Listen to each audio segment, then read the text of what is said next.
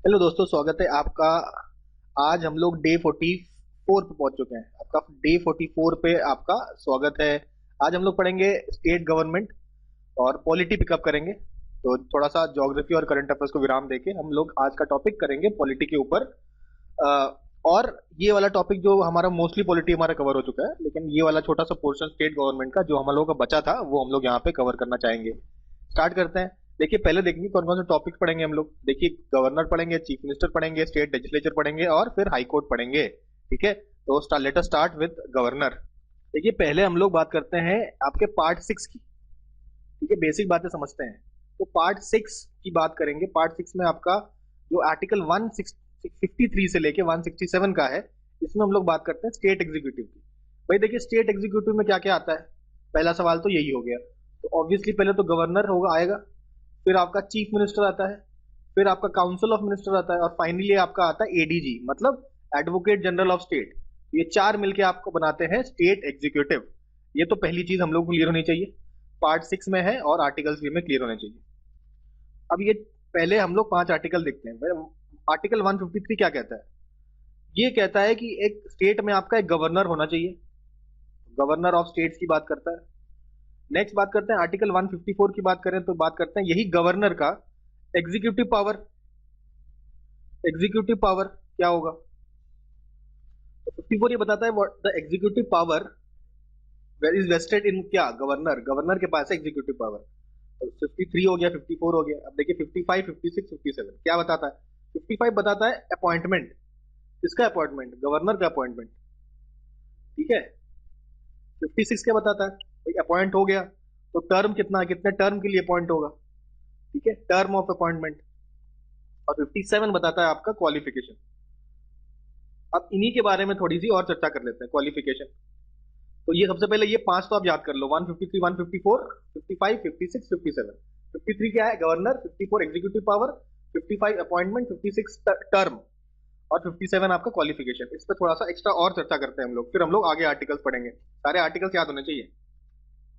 देखिए, चर्चा करते हैं हम लोग आर्टिकल 153 और 154 की। ठीक है, तो आर्टिकल 153 बताता है गवर्नर होना चाहिए। आर्टिकल 154 इसका एग्जीक्यूटिव पावर बताता है ना गवर्नर का।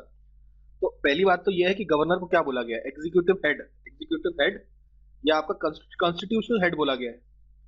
कॉन्स्टिट्यूशनल हेड भी बोला गया है किसका, आपका स्टेट का। स्टेट का कॉन्स्टिट्यूशनल हेड अगर आप पूछा जाए कौन है, तो आप बताएंगे कि आपका गवर्नर है।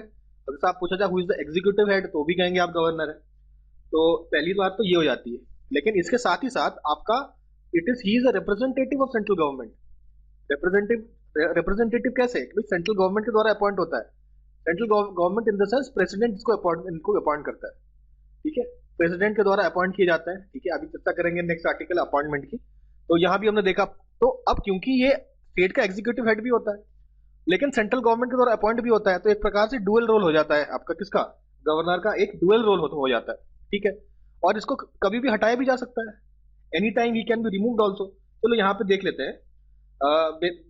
बेसिकली 155 का कहता है, ये भी देखते हैं चलिए। 155 आर्टिकल ये कहता है कि आपका जो गवर्नर ऑफ जो स्टेट है, who will be appointed by the president. तो प्रेसिडेंट इनको अपॉइंट अपॉइंट करेगा। 156 देखते हैं। 156 आर्टिकल में, अच्छा, टर्म की बात करें तो भाई टर्म इसका इनका कितना है। इनका टर्म है 5 ईयर्स का। गवर्नर का वैसे तो टर्म आपका 5 ईयर्स का है, लेकिन 5 ईयर से पहले भी हटाया जा सकता है, ऐसा 156(1) में लिखा गया है। कहा गया है कि the governor holds office during the time of pleasure of the president. Pleasure of the president, pleasure of the president का कॉन्सेप्ट है। मतलब प्रेसिडेंट जब चाहे इसको लगा भी सकता है और जब चाहे हटा भी सकता है। जरूरी नहीं है कि 5 साल से पहले, 5 साल से पहले भी अगर प्रेसिडेंट इसको हटाना चाहे तो बहुत इजीली हटाया जा सकता है। तो ये एक बात हम लोगों ने समझी। ठीक है, और रिजाइन भी कर सकता है। देखिए 156 का जो सेकंड है, इसमें आपका रेजिग्नेशन की बात भी बताई गई है।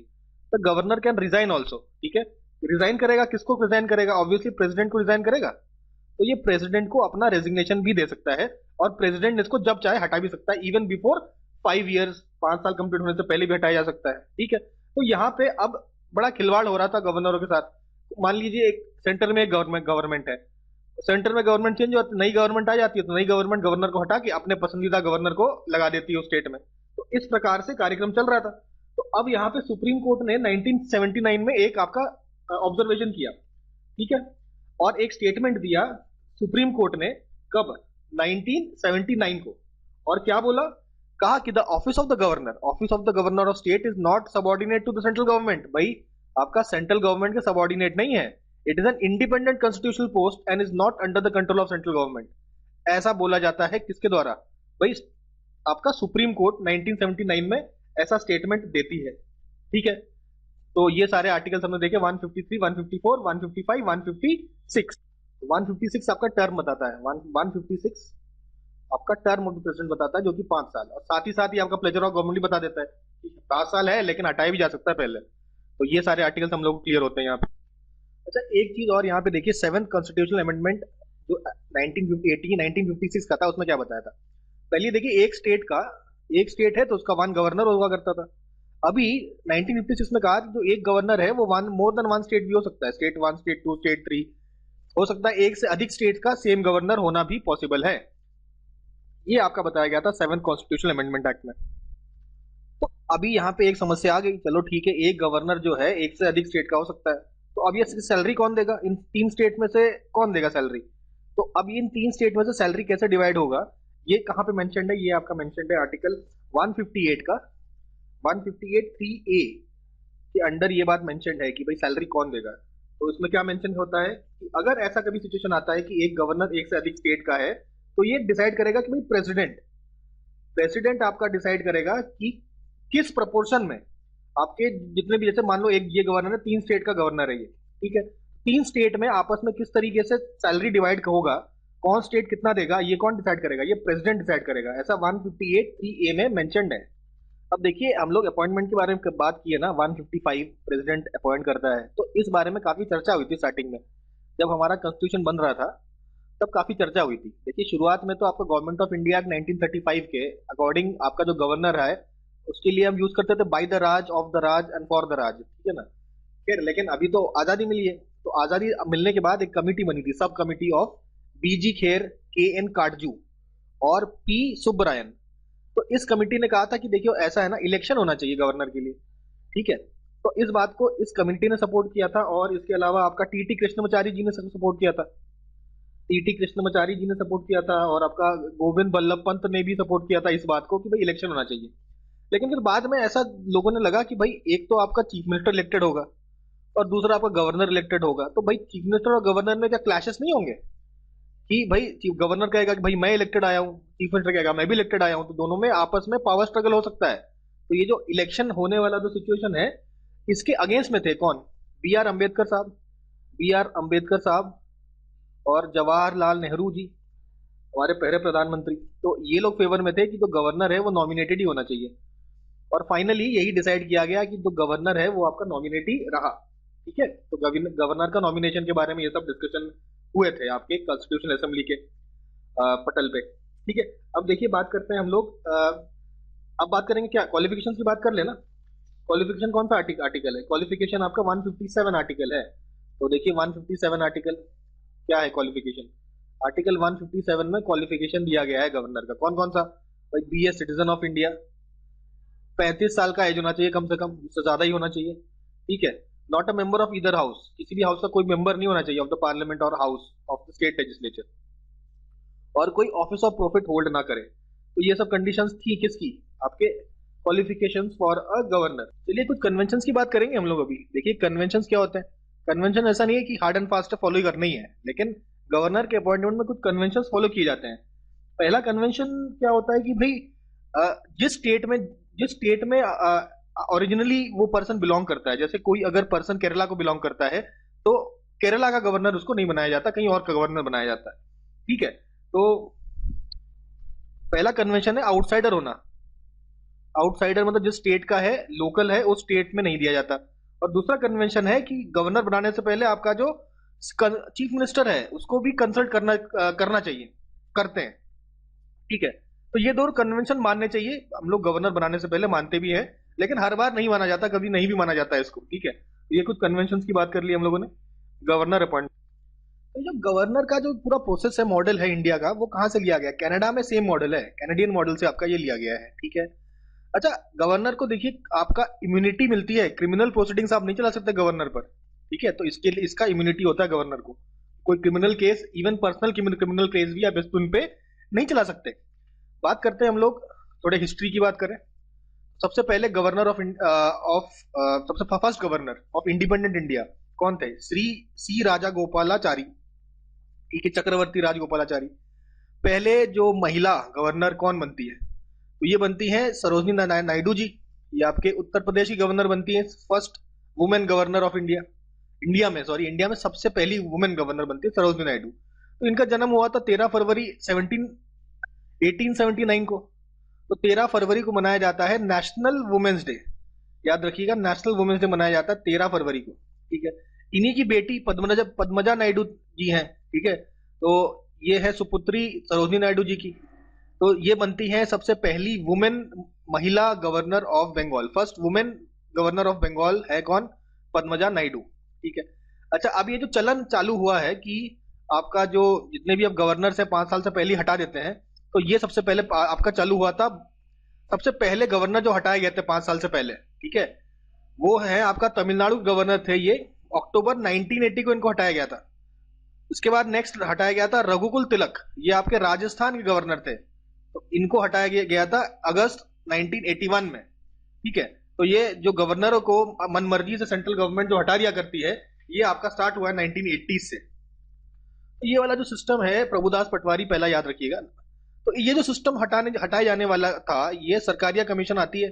सरकारिया कमीशन ने बोला ये कोई ठीक बात नहीं है, आपको जो गवर्नर आप जो हटाते हैं, मन मर्जी से हटा देते हैं सेंट्रल गवर्नमेंट, तो ऐसा होना नहीं चाहिए। और ये केवल रेयर और कंपेलिंग केसेस में ही ऐसा आपको करना चाहिए। अदरवाइज गवर्नर एक बार इलेक्ट करने के बाद 5 साल तक उस स्टेट का गवर्नर वही रहना चाहिए, ठीक है।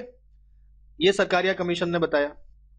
अब कुछ और इंपॉर्टेंट, अगर मैं बात करूं आपके यूनियन टेरिटरीज की, तो यूनियन टेरिटरीज में आपका लेफ्टिनेंट गवर्नर होता है। तो प्रेसिडेंट के द्वारा ही वो अपॉइंट होता है लेफ्टिनेंट गवर्नर।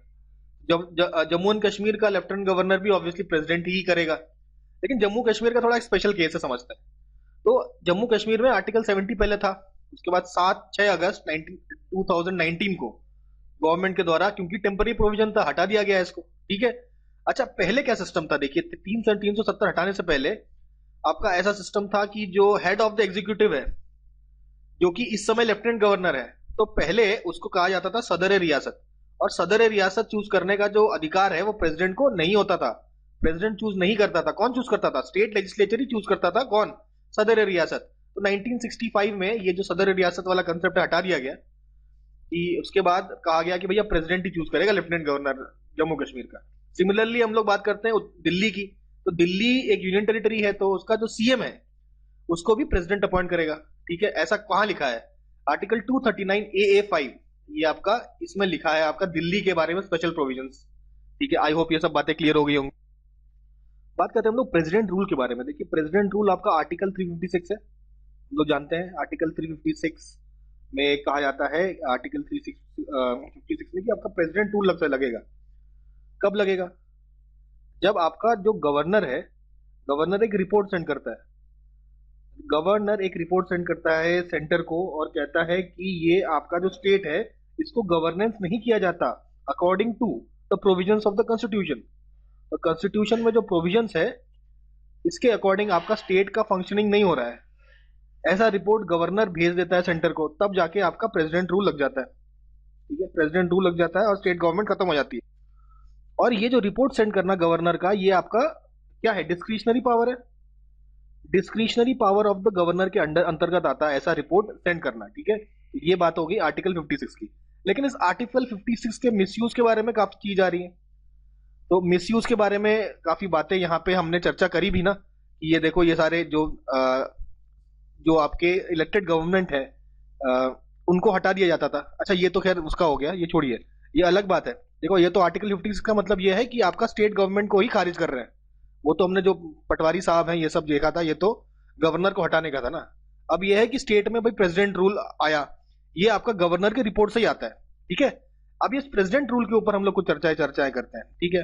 तो आपका 1994 का आपका SR बोमई जजमेंट आया, ठीक है। SR बोमई जजमेंट आया 1994 का।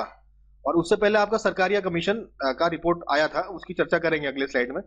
तो देखिए उसमें कहा, सुप्रीम कोर्ट ने कहा था कि supreme court underlined that the breakdown of constitutional machinery implied a virtual impossibility and not mayor difficulty in carrying out the governance of a state. भाई किसी स्टेट के गवर्नेंस में अगर थोड़ी बहुत डिफिकल्टी आए तो वो नहीं, अगर बिल्कुल उसको चलाना इम्पॉसिबल हो गया, कुछ नहीं कर पा रहे हो आप, तब जाके फिर ऐसे रेयर कंडीशन में आप बात करते हैं प्रेसिडेंट रूल की।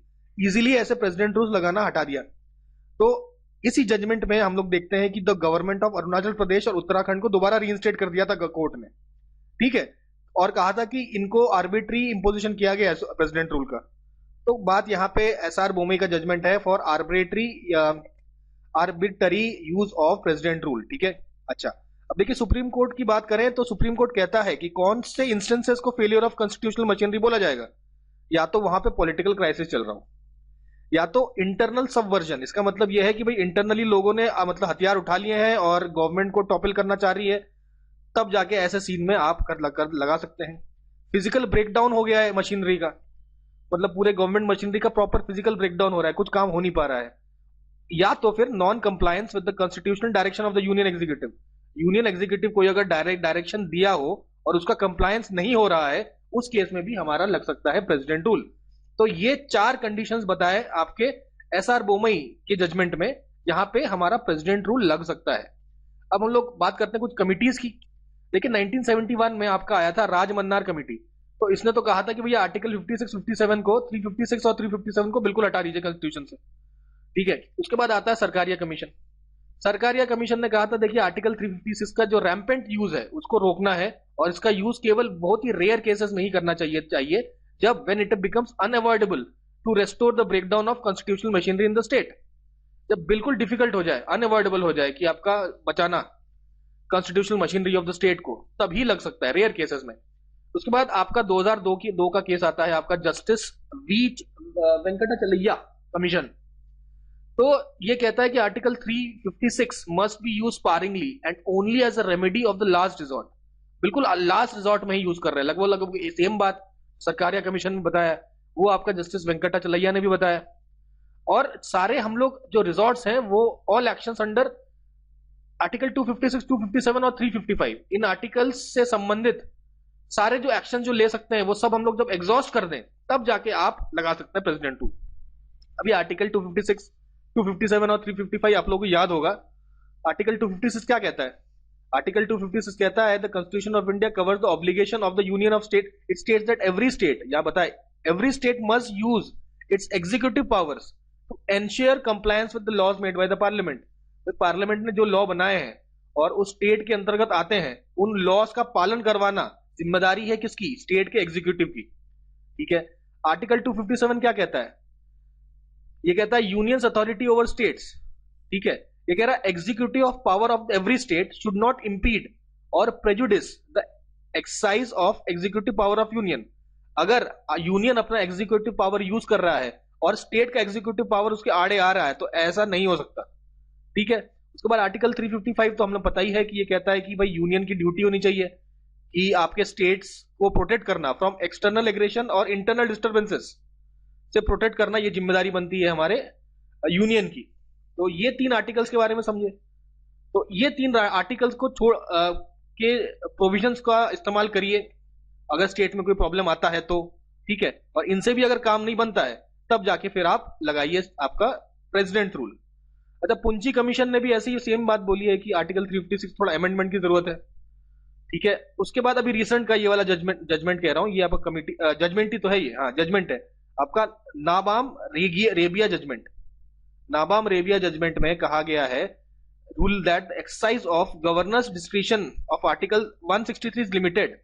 गवर्नर का जो डिस्क्रिशन है, उसका जो एक्सरसाइज है, उसका पावर लिमिटेड है और वो आपका आर्बिट्री और फैंसीफुल नहीं होना चाहिए। It must be a choice dictated by the reason, actuated by good faith and tempered by caution. तो ये आपका डिस्क्रिशन यूज करने में बहुत ही कॉशन का इस्तेमाल करना चाहिए। और आर्बिट्री आपका जो ऐसा नहीं है कि गवर्नर का मन किया, कुछ हो नहीं रहा स्टेट में, आर्बिट्री आपने रिपोर्ट सेंड कर दिया सेंटर को कि भाई यहाँ पे मशीनरी का कॉन्स्टिट्यूशनल मशीनरी ठीक से काम नहीं कर रही है। तो ये कहा गया आपका नेबराम रेबिया जजमेंट ऑफ 2016। ये सब बात हो गई आपके प्रेसिडेंट रूल्स की और arbitrary application of president rules की। ठीक है, ठीक है। हम लोग एक्चुअली कंप्लीट कर चुके हैं, 153 कंप्लीट कर लिया, 153 से 157 कंप्लीट कर लिया। ठीक है, 158 पे आता है। 158 क्या बताता है? Conditions of governor office. Governor office से रिलेटेड कौन कौन सी कंडीशंस है। 159 बताता है ओथ, क्या ओथ लेना है, ओथ और एफर्मेशंस बाय द गवर्नर। 160 क्या बताता है? 160 बताता है discharge of functions, discharge of functions in case of contingency. ठीक है, discharge of functions in case of contingencies, contingencies में आप discharge of function of governor. ठीक है, फिर 160 ये हमने क्या डिस्कस करा? 160, 160 दो बार हो गया। 161 की बात करते हैं। 161 है गवर्नर के पास, जैसे आर्टिकल 72 में पार्डनिंग पावर था किसके पास? प्रेसिडेंट के पास। 161 में आपका पार्डनिंग पावर ऑफ गवर्नर की बात करी गई है।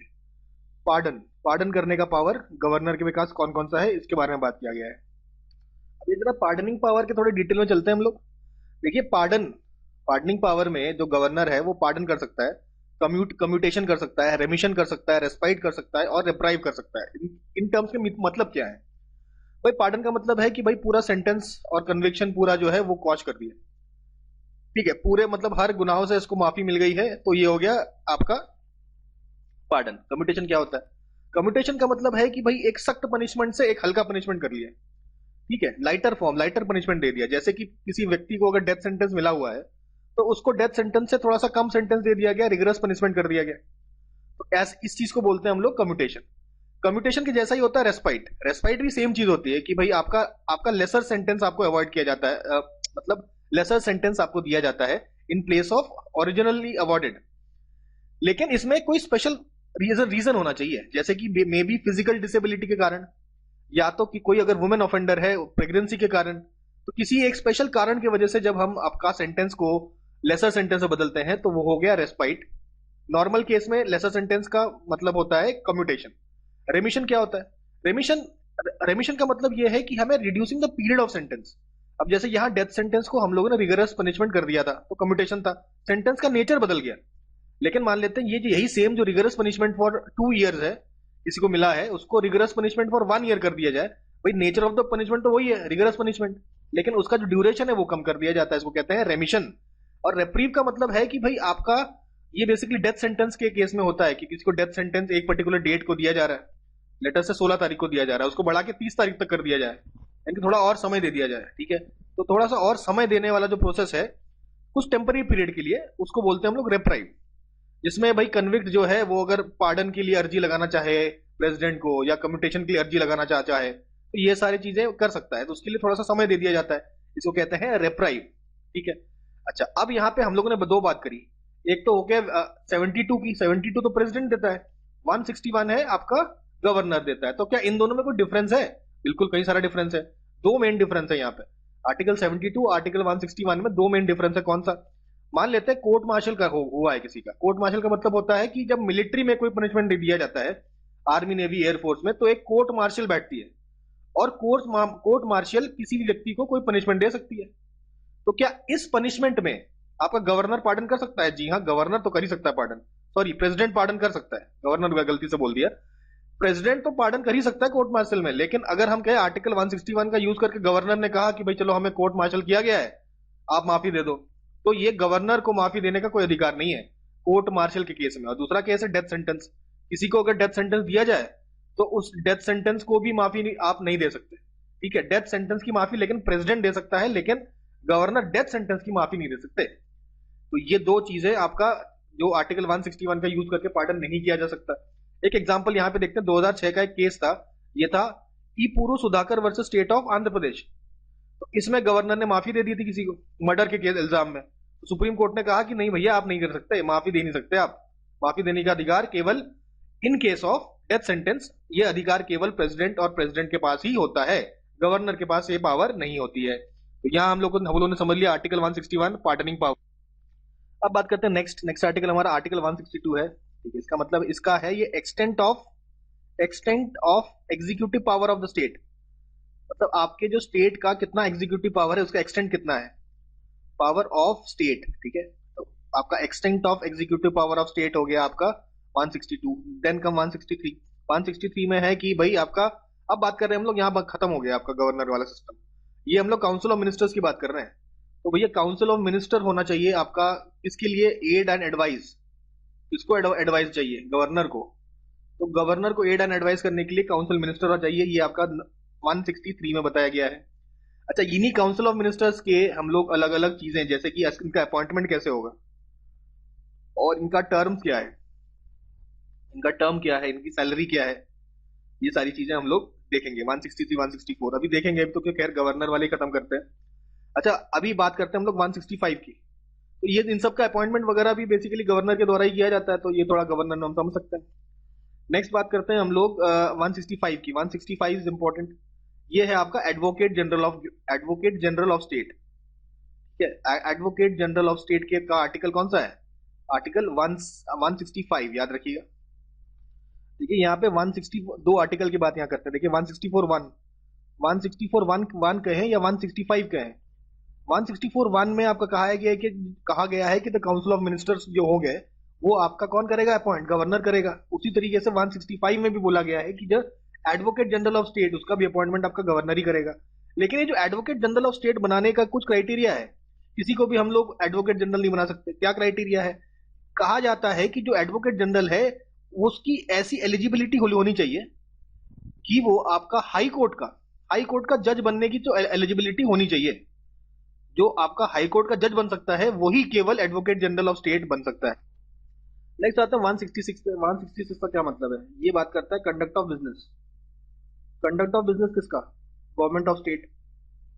Conduct of business of government of state, ये बात करेगा 166। 167 पे आता है, ये बात करता है ड्यूटीज, किसका? Duties of the chief minister, CM की duties with respect to furnishing information to the governor.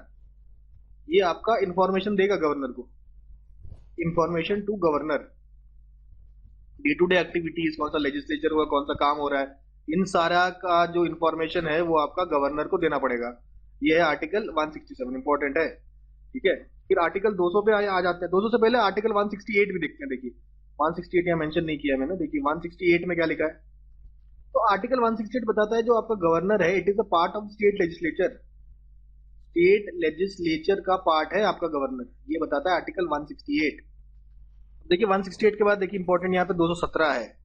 क्यों 17? क्योंकि तो आपका जो प्रेसिडेंट है वो बताता है, वो आपका अपॉइंट करता है हाई कोर्ट के जो जजेस हैं, हाई कोर्ट के जजेस अपॉइंट करने के लिए प्रेसिडेंट जो है, प्रेसिडेंट करता है हाई कोर्ट के जजेस अपॉइंट। लेकिन ये करने में ये एडवाइस लेता है किसका?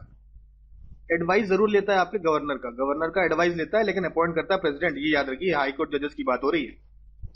अच्छा, एक सवाल और है आपका, देखिए इमरजेंसी प्रोविजंस की अगर बात करें, इमरजेंसी प्रोविजंस आपके केवल प्रेसिडेंट के पास होते हैं। प्रेसिडेंट इमरजेंसी डिक्लेयर कर सकता है, आपका गवर्नर नहीं कर सकता कोई इमरजेंसी डिक्लेयर। इमरजेंसी का पूरा पावर प्रेसिडेंट के पास है, गवर्नर के पास कोई भी पावर नहीं है if we talk about emergency. ठीक है, अच्छा देखिए अब ये है कि भाई हाई कोर्ट का जजेस प्रेसिडेंट अपॉइंट करता है, तो गवर्नर कुछ भी अपॉइंट नहीं करता, नहीं करता है। देखिए 233 और 234 इसलिए मेंशन किया गया है। देखिए 233 में बात करें कि जो आपके डिस्ट्रिक्ट जजेस हैं, डिस्ट्रिक्ट के जो जज हैं, डिस्ट्रिक्ट के जज के अलावा आपके जो जुडिशियल सर्विस में और जो अपॉइंटमेंट होते हैं, जुडिशियल सर्विस में जो अपॉइंटमेंट होते हैं, ठीक है, डिस्ट्रिक्ट जज के अलावा वो सारे डिस्ट्रिक्ट लेवल पे आपका गवर्नर अपॉइंट करता है। लेकिन हाई कोर्ट की बात करें तो गवर्नर से बट एडवाइस लिया जाएगा। तो ये तो बात हो गई हमारी। 213 क्या है? 213 तो बहुत इंपॉर्टेंट है, ये तो भूल ही नहीं सकते हम लोग। क्यों? ये बात करते हैं ऑर्डिनेंसेस की। अगर संसद नहीं बैठेगा, अगर मान लेते हैं लेजिस्लेटिव असेंबली नहीं बैठी है, तो ऑर्डिनेंसेस पारित कर सकता है governor, if the legislature is not in the session. तो ये आपका ऑर्डिनेंस वाला पावर हो गया गवर्नर का। ठीक है, 200 और 201 की बात कर लेते हैं। फिर इसके बाद नेक्स्ट स्लाइड पे करेंगे, ये थोड़ा सा लेजिस्लेचर से रिलेटेड है ना, तो लेजिस्लेचर से रिलेटेड जो आर्टिकल्स है अभी नेक्स्ट स्लाइड में देखते हैं। तो ऑर्डिनेंस में एक और बात है कि भाई आपका जब आपका लेजिस्लेचर बैठ जाता है, उसमें 6 वीक्स के अंदर जो भी ऑर्डिनेंसेस पास किए गए हैं बाय द गवर्नर, उसको अप्रूवल मिलना पड़ेगा। अगर आपका स्टेट लेजिस्लेटिव असेंबली ने उसको अप्रूव नहीं किया तो ये ऑटोमेटिकली खारिज हो जाएगा, ये ऑर्डिनेंसेस, ये भी ध्यान में रखना है। ये बताया आपका 213 आर्टिकल में, 213 के 1A आर्टिकल में मेंशन्ड है ये बात, 6 वीक्स वाली। देखिए 174 की अगर हम बात करें तो इसमें क्या बताता है कि कोई भी सेशन है, कोई भी आपका सेशन ऑफ लेजिस्लेचर है, स्टेट लेजिस्लेचर, तो ये तो हमने डिस्कस कर ही लिया कि भाई आपका जो governor is a part of legislature. तो कोई भी सेशन ऑफ स्टेट लेजिस्लेचर जो होगा उसको आपको प्रोरोग करना और डिसोल्यूशन करना। प्रोरोग और डिसोल्यूशन, ये दोनों काम कौन करता है? आपका गवर्नर ही करेगा, गवर्नर करेगा। मतलब इसको बुलाना हो या डिसॉल्व करना हो, दोनों काम गवर्नर करता है। इसके बाद आते हैं 175 में। 175 में लिखा गया है कि आपका गवर्नर गवर्नर जो है, गवर्नर गवर्नर एड्रेस कर सकता है कभी भी, ठीक है। गवर्नर एड्रेस कर सकता है आपके लेजिस्लेचर को, और कोई मैसेज भी सेंड कर सकता है। कोई अगर मैसेज सेंड करना हो लेजिस्लेचर को, वो भी सेंड कर सकता है। ये पावर होती है गवर्नर की। अब बात करते हैं 176 की। ये तो नॉर्मल एड्रेस है, स्पेशल एड्रेसेस की बात की गई है। स्पेशल एड्रेस बाय गवर्नर, तो गवर्नर के द्वारा जो स्पेशल एड्रेस दिया जाता है, इसके बारे में चर्चा की गई है 176 में। अच्छा, एक और पावर यहाँ पे हम लोग बात करते हैं। देखिए, अच्छा 164 तो हमने ऑलरेडी देख चुके हैं। 164 में हमने बात करा अपॉइंटमेंट का। तो एक्चुअली जो आपका सीएम का अपॉइंटमेंट होता है वो आपका कौन करता है? गवर्नर करता है। और सीएम के एडवाइस से आपके बाकी जो मिनिस्टर्स है उनका अपॉइंटमेंट भी गवर्नर करता है, ठीक है। तो ये क्लियर हो गया हमारा 164 के 1 में ये सारी बातें लिखी गई हैं। अब बात करते हैं हम लोग अच्छा, एक पावर आपका स्टेट लेजिस्लेटिव काउंसिल भी तो होता है। स्टेट लेजिस्लेटिव असेंबली होता है और कुछ कुछ स्टेट में आपका स्टेट लेजिस्लेटिव काउंसिल होता है। तो जिनमें आपका स्टेट लेजिस्लेटिव काउंसिल होता है, इस स्टेट लेजिस्लेटिव काउंसिल का 1/6 जो मेंबर्स हैं आर नॉमिनेटेड बाई क्या? Are nominated by the governor. Governor के द्वारा नॉमिनेटेड होता है 1/6 मेंबर्स स्टेट लेजिस्लेटिव काउंसिल। तो आर्टिकल 200 और 201 को थोड़ा प्रॉपरली हम लोग देखते हैं नेक्स्ट स्लाइड में। देखिए आर्टिकल 200 की बात करें तो आर्टिकल 200 कहता है कि अगर कोई बिल आपके लेजिस्लेचर से पास होकर गवर्नर के पास पहुंच गया, तो गवर्नर को उसको as soon as possible clear करना पड़ेगा, ठीक है। लेकिन गवर्नर के पास 4 ऑप्शन है। कौन से 4 ऑप्शन है? या तो वो क्लियर कर दे, एसेंट दे दे बिल को, साइन कर दे, बिल पास हो जाए। या तो ये एसेंट देना विथ होल्ड कर दे, कुछ ना करे, मतलब अपने पास रख ले, एसेंट ना दे। या तो तीसरा ऑप्शन गवर्नर के पास ये होता है कि ये reserve the bill for the reconsideration of the president की कंसिडरेशन के लिए ये बिल रिजर्व कर ले, ठीक है। या तो फिर इस बिल को रिटर्न कर दे, कहे कि भाई कुछ कुछ रिकंसिडरेशन आप कर सकते हैं और रिकंसिडरेशन के लिए सेंड कर दे, ठीक है। अच्छा, अब ये बात होती है रिजर्व किसको करेगा? तो बिल को, कौन से बिल को रिजर्व कर सकता है गवर्नर?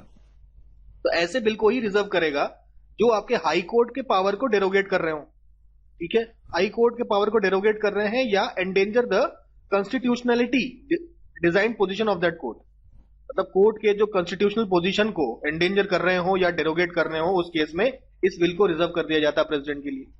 अब प्रेसिडेंट क्या कर सकता है? 201 आर्टिकल में बताया गया प्रेसिडेंट क्या कर सकता है।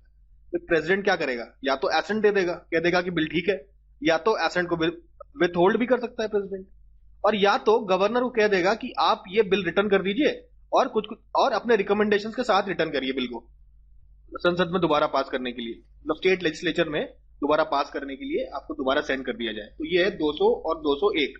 अब एक और आर्टिकल है 202। 202 में क्या बताया गया है?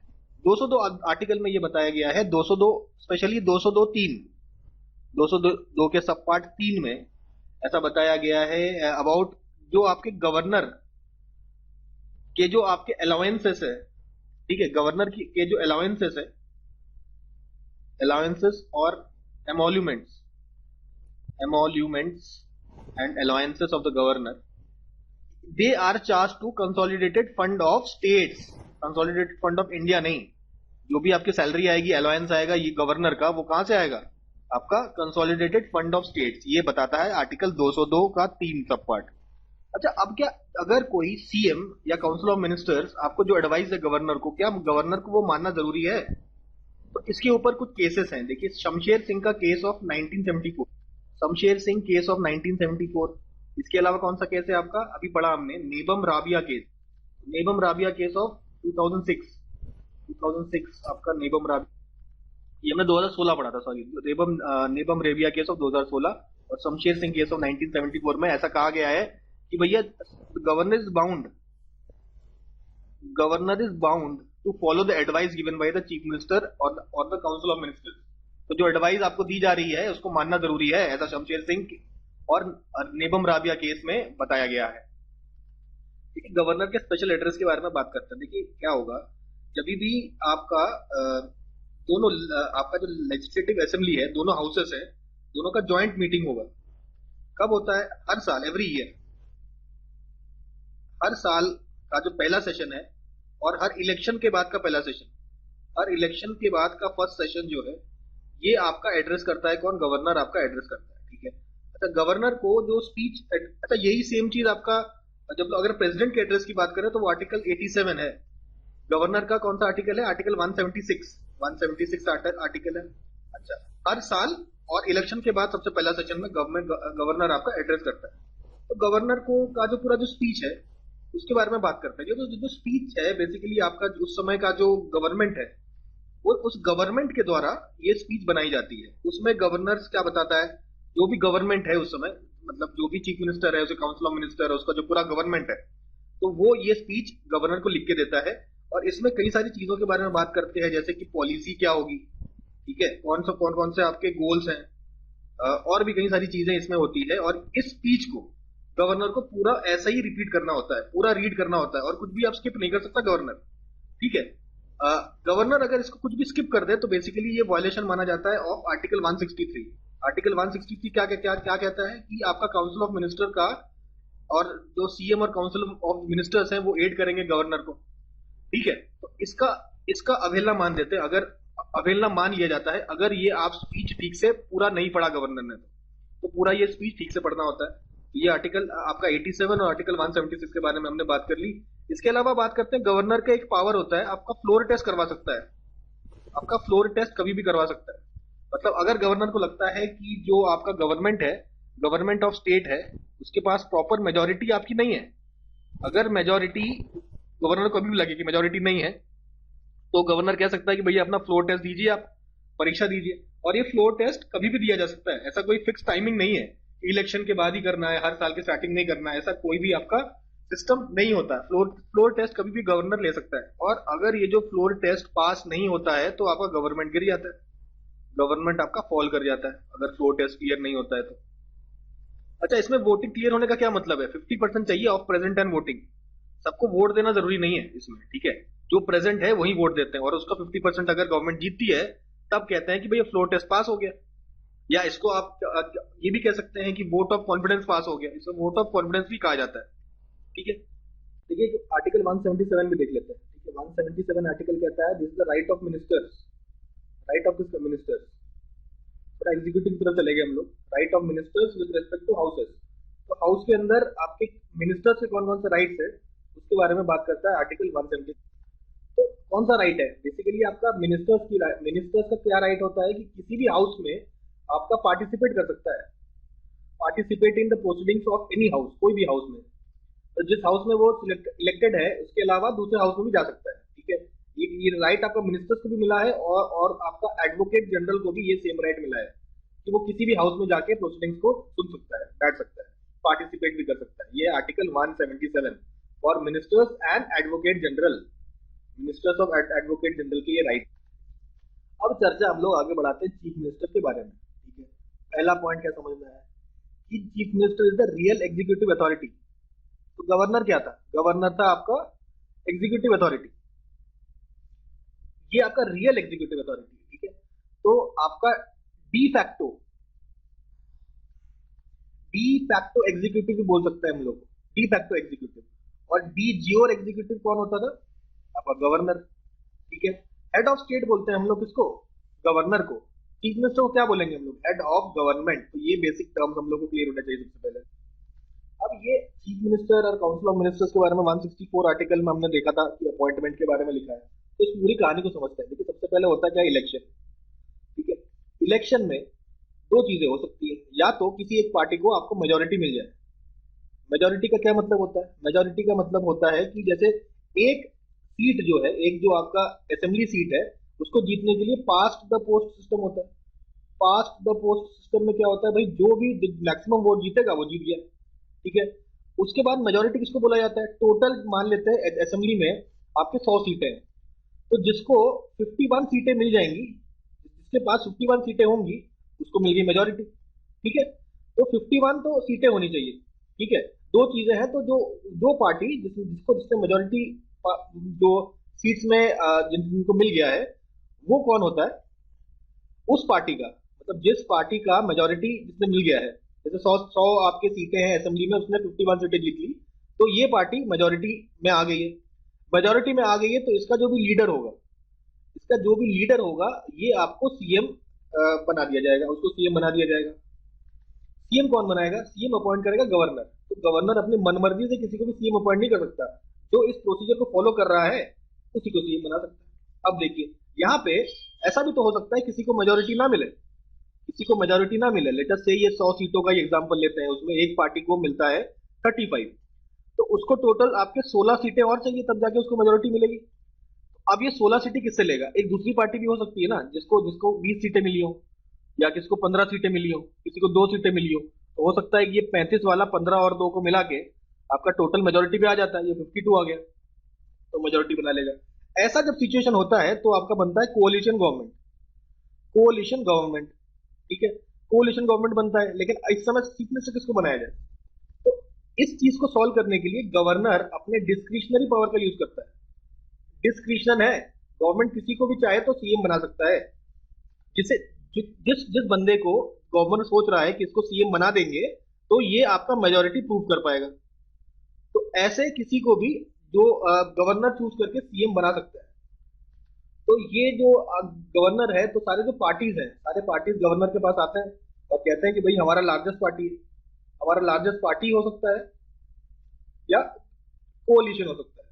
तो ये आके गवर्नर को बोलते हैं कि भाई हम हमारा जो हम मेजोरिटी प्रूव कर सकते हैं। ठीक है, तो गवर्नर जो लार्जेस्ट पार्टी या लार्जेस्ट कोलिजन है उसके जो लीडर को आपका सीएम नियुक्त कर देता है। लेकिन शर्त यह है, सीएम को फिर फ्लोर टेस्ट के बारे में पढ़ा था ना, तो फ्लोर टेस्ट है उसको पास करना पड़ेगा, यानी कि अपना मेजोरिटी मेजोरिटी प्रूव करना पड़ेगा। कितने टाइम के अंदर? 1 मंथ के अंदर, 1 महीने के अंदर अपना मेजोरिटी फ्लोर टेस्ट में प्रूव करना पड़ेगा, तभी ये सीएम रहेगा। अगर ये नहीं कर पाया तो ये सीएम नहीं रहेगा। तो ये हम लोग बात करते हैं अपॉइंटमेंट ऑफ सीएम की। देखिए इस केस में क्या हुआ, तो जिसको मेजोरिटी नहीं मिली उसका सीएम बना दिया गया ना, सीएम बनाने के बाद उसे मेजोरिटी प्रूव करना पड़ेगा, उसे मेजोरिटी प्रूव करना पड़ेगा। तो आपसे पूछा जाए क्या सीएम बनाने के लिए मेजोरिटी प्रूव करना जरूरी है? नहीं, मेजोरिटी प्रूव करना जरूरी नहीं है सीएम के लिए, लेकिन सीएम रहने के लिए आपको मेजोरिटी प्रूव करना पड़ेगा with in 1 month. I hope बात समझ में आ रही होगी कि भैया सीएम बना सकता है गवर्नर, जिसको भी चाहे तो सीएम बना सकता है, जरूरी नहीं है कि मेजोरिटी में हो। गवर्नर जिसको सोचेगा कि इस व्यक्ति को अगर सीएम बनाते हैं तो ये मेजोरिटी प्रूव कर लेगा, उसको सीएम बनाता है गवर्नर। और सीएम बनने के बाद आपका मेजोरिटी प्रूव करना पड़ेगा। ठीक है, तो सीएम बनने के लिए क्या मेजोरिटी प्रूव करना जरूरी है? नहीं, लेकिन सीएम बने रहने के लिए आपका मेजोरिटी प्रूव करना जरूरी है 1 महीने के अंदर। ठीक है, ये बात हमको समझ। अब क्या केस हो, अगर जो आपका कोई सीएम हो उसकी डेथ हो जाए, उसकी डेथ होने पर गवर्नर किसको सीएम बनाएगा? तो अगर मान लेते सीएम का डेथ हो जाता है तो ये सीएम जिस पार्टी से भी था, जिस पार्टी से भी था उसमें दोबारा इलेक्शन होगा और नया लीडर चूज किया जाएगा, और जिसको ये पार्टी लीडर चूज कर दे गवर्नर उसी को बना देगा सीएम। ठीक है, दोबारा इलेक्शन वाला सिस्टम नहीं है। अगर डेथ हो जाती है तो आपका पार्टी अपना नया लीडर चूज करके उसे सीएम बना देगा। अब देखिए इलेक्शन क्या हो रहा है, इलेक्शन आपका स्टेट लेजिस्लेटिव असेंबली का इलेक्शन होता है, एक स्टेट लेजिस्लेटिव काउंसिल का भी मतलब होता है। 2 हाउसेस हो सकते हैं। ठीक है, कुछ कुछ स्टेट में 2 हाउसेस होते हैं, कुछ कुछ स्टेट में एक ही हाउस होता है। ठीक है, अच्छा अब क्या सीएम को इन हाउसेस का मेंबर होना जरूरी है? तो हाँ, आपका मेंबर होना जरूरी है। ठीक है, मेंबर होना, आपको कम से कम मेंबर होना पड़ेगा 6 महीने के अंदर। ठीक है, इसमें भी वही बात है, सीएम बनने के लिए क्या मेंबर होना जरूरी है? नहीं, लेकिन सीएम बने रहने के लिए आपको 6 महीने के अंदर स्टेट लेजिस्लेटिव असेंबली या स्टेट लेजिस्लेटिव काउंसिल अगर है उस स्टेट में तो उसका मेंबर आपको बनना पड़ेगा 6 महीने के अंदर, तभी आप सीएम रहेंगे। ठीक है, आई होप ये बात भी समझ में आ गई है। यहाँ पे आप एक बात नोटिस कर सकते हैं, केवल लोअर हाउस का मेंबर होना जरूरी नहीं है, अपर हाउस में भी आपका मेंबर बने अगर, तो वो भी सीएम बन सकते हैं। अच्छा, सीएम के टर्म के बारे में क्या बात लिखा हुआ है? टर्म टर्म लिखा है pleasure of the governor, pleasure of governor. वैसे तो आपका टर्म आपका 5 ईयर्स का होता है, लेकिन मेंशन क्या है? Pleasure of governor. इसका मतलब क्या गवर्नर कभी भी हटा सकता है? लेकिन नहीं, जब तक सीएम के पास मेजोरिटी है, जब तक सीएम के पास मेजोरिटी है तब तक हटाया नहीं जा सकता। कॉन्स्टिट्यूशन में लिखा है प्लेजर ऑफ द गवर्नर, लेकिन इसका मतलब ये नहीं है कि कभी भी हटा दे। जब तक सीएम के पास मेजोरिटी है तब तक उसे कोई हटा नहीं सकता। नॉर्मली 5 साल का टर्म रहता है। ठीक है, बात करते हैं सैलरी की। तो सीएम की सैलरी कौन डिसाइड करता है? Obviously state legislature. आपका स्टेट लेजिस्लेचर ही डिसाइड करेगा, यानी कि स्टेट लेजिस्लेटिव असेंबली और स्टेट लेजिस्लेटिव काउंसिल ये दोनों मिलकर डिसाइड करेंगे कि सैलरी क्या उठाएगा आपके काउंसिल ऑफ मिनिस्टर्स। अच्छा, अगर मेजोरिटी लूज करी है तो अगर मेजोरिटी लूज करी है अगर मेजोरिटी लूज करी है, फ्लोर टेस्ट में फेल हो जाए, तो तुरंत डिसमिस करना है गवर्नर को। तुरंत डिसमिस कर देगा, या तो ये खुद से रिजाइन कर दे या तो गवर्नर आपका डिसमिस करेगा। ठीक है, तो majority is important word. Majority जब तक है तब तक सीएम राजा है, अदरवाइज या तो रिजाइन करते या तो गवर्नर ऑटोमेटिक हटा देगा। बात करते हैं हम लोग स्टेट लेजिस्लेचर की। स्टेट लेजिस्लेचर सबसे पहले हम लोग बात करते हैं कौन सा पार्ट है। ऑब्वियसली पार्ट 6 तो है ही है। पार्ट 6 तो चल ही रहा है आपका, स्टेट की बात कर रहे हैं तो आर्टिकल कौन सा आपका 168 से लेके 212। 168 से लेके 212 आपका स्टेट लेजिस्लेचर के बारे में बात करता है। तो स्टेट लेजिस्लेचर दो प्रकार के हो सकते हैं, एक तो होता है यूनिकैमरल और एक होता है बाई कैमरल। क्या मतलब होता है इसका? बाई कैमरल, यूनिकैमरल मतलब होगा एक आपका स्टेट लेजिस्लेटिव असेंबली होगा, और बाई कैमरल का मतलब होता है स्टेट लेजिस्लेटिव असेंबली के साथ साथ स्टेट लेजिस्लेटिव काउंसिल भी होना चाहिए। ठीक है, स्टेट लेजिस्लेटिव काउंसिल को हम लोग प्यार से विधान परिषद भी बोलते हैं। क्या बोलते हैं? विधान परिषद या वीपी। वीपी लिख दीजिए। ठीक है, और स्टेट लेजिस्लेटिव असेंबली को हम लोग क्या बोलते हैं? विधानसभा बोलते हैं। विधानसभा, विधानसभा, या हम लोग इसमें क्या लिख दिया? वीएस लिख दिया हमने। तो अभी हम लोग एसएलए या वीएस लिखेंगे तो आप समझ जाना। ठीक है, विधानसभा या विधान परिषद। ठीक है, तो ये दो हाउसेस हो सकते हैं, स्टेट लेजिस्लेटिव असेंबली और विधानसभा। यूनिकैमरल मतलब केवल एक होगा आपका विधानसभा, और बाई कैमरल का मतलब होगा विधानसभा और विधान परिषद दोनों होगा। अब सवाल उठता है कि कौन से आपके ऐसे स्टेट्स हैं जो कि यूनिकैमरल है और कौन से ऐसे स्टेट्स हैं जो कि बाई कैमरल है। ये तो हम लोग को प्रॉपर पता होना ही चाहिए। ठीक है, टोटल देखिए है 28 स्टेट्स। 28 स्टेट्स में आपके 22 स्टेट्स ऐसे हैं जहाँ पे आपका यूनिकैमरल है, और 6 ऐसे स्टेट्स हैं जहाँ पे बाई कैमरल है। तो कहाँ कहाँ बाई कैमरल है इसको जरा एक बार देख लेते हैं हम लोग। मैप में आते हैं हम लोग, मैप से चीजें तुरंत याद हो जाती है। तो 6 आपके जो स्टेट्स हैं वो कौन से हैं? देखिए यहाँ पे आंध्र प्रदेश तेलंगाना, ये याद रहेगा। आंध्र प्रदेश तेलंगाना दोनों भाई हैं, मतलब भाई के अंदर कट के निकले हैं। और देखिए यूपी बिहार, यूपी बिहार भी याद रहेगा, इसमें तो कोई चिंता वाली बात होनी नहीं चाहिए। इसके अलावा आपका कर्नाटका और महाराष्ट्र भी है। तो ये 6 आपके जो दीज आर द 6 स्टेट्स यहाँ पे आपका बाई कैमरल देखने को मिलेगा। ठीक है, बाई कैमरल लेजिस्लेचर देखने को मिलेगा। अच्छा, इन 6 स्टेट्स के अलावा आपका जम्मू कश्मीर भी आपका बाई कैमरल था, लेकिन आपका JNK Jammu and Kashmir reorganisation act of 1990 नहीं 2019 sorry 2019 JNK reorganisation act of 2019 से आपका जम्मू कश्मीर का जो लेजिस्लेटिव काउंसिल है उसको खत्म कर दिया गया। ठीक है, उसके बाद तो ये मतलब आपको यूनियन टेरिटरी बना दिया गया, ये तो कहानी आपको पता ही है। अच्छा, आंध्र प्रदेश की बात करते हैं। आंध्र प्रदेश आपका Andhra Pradesh legislative council act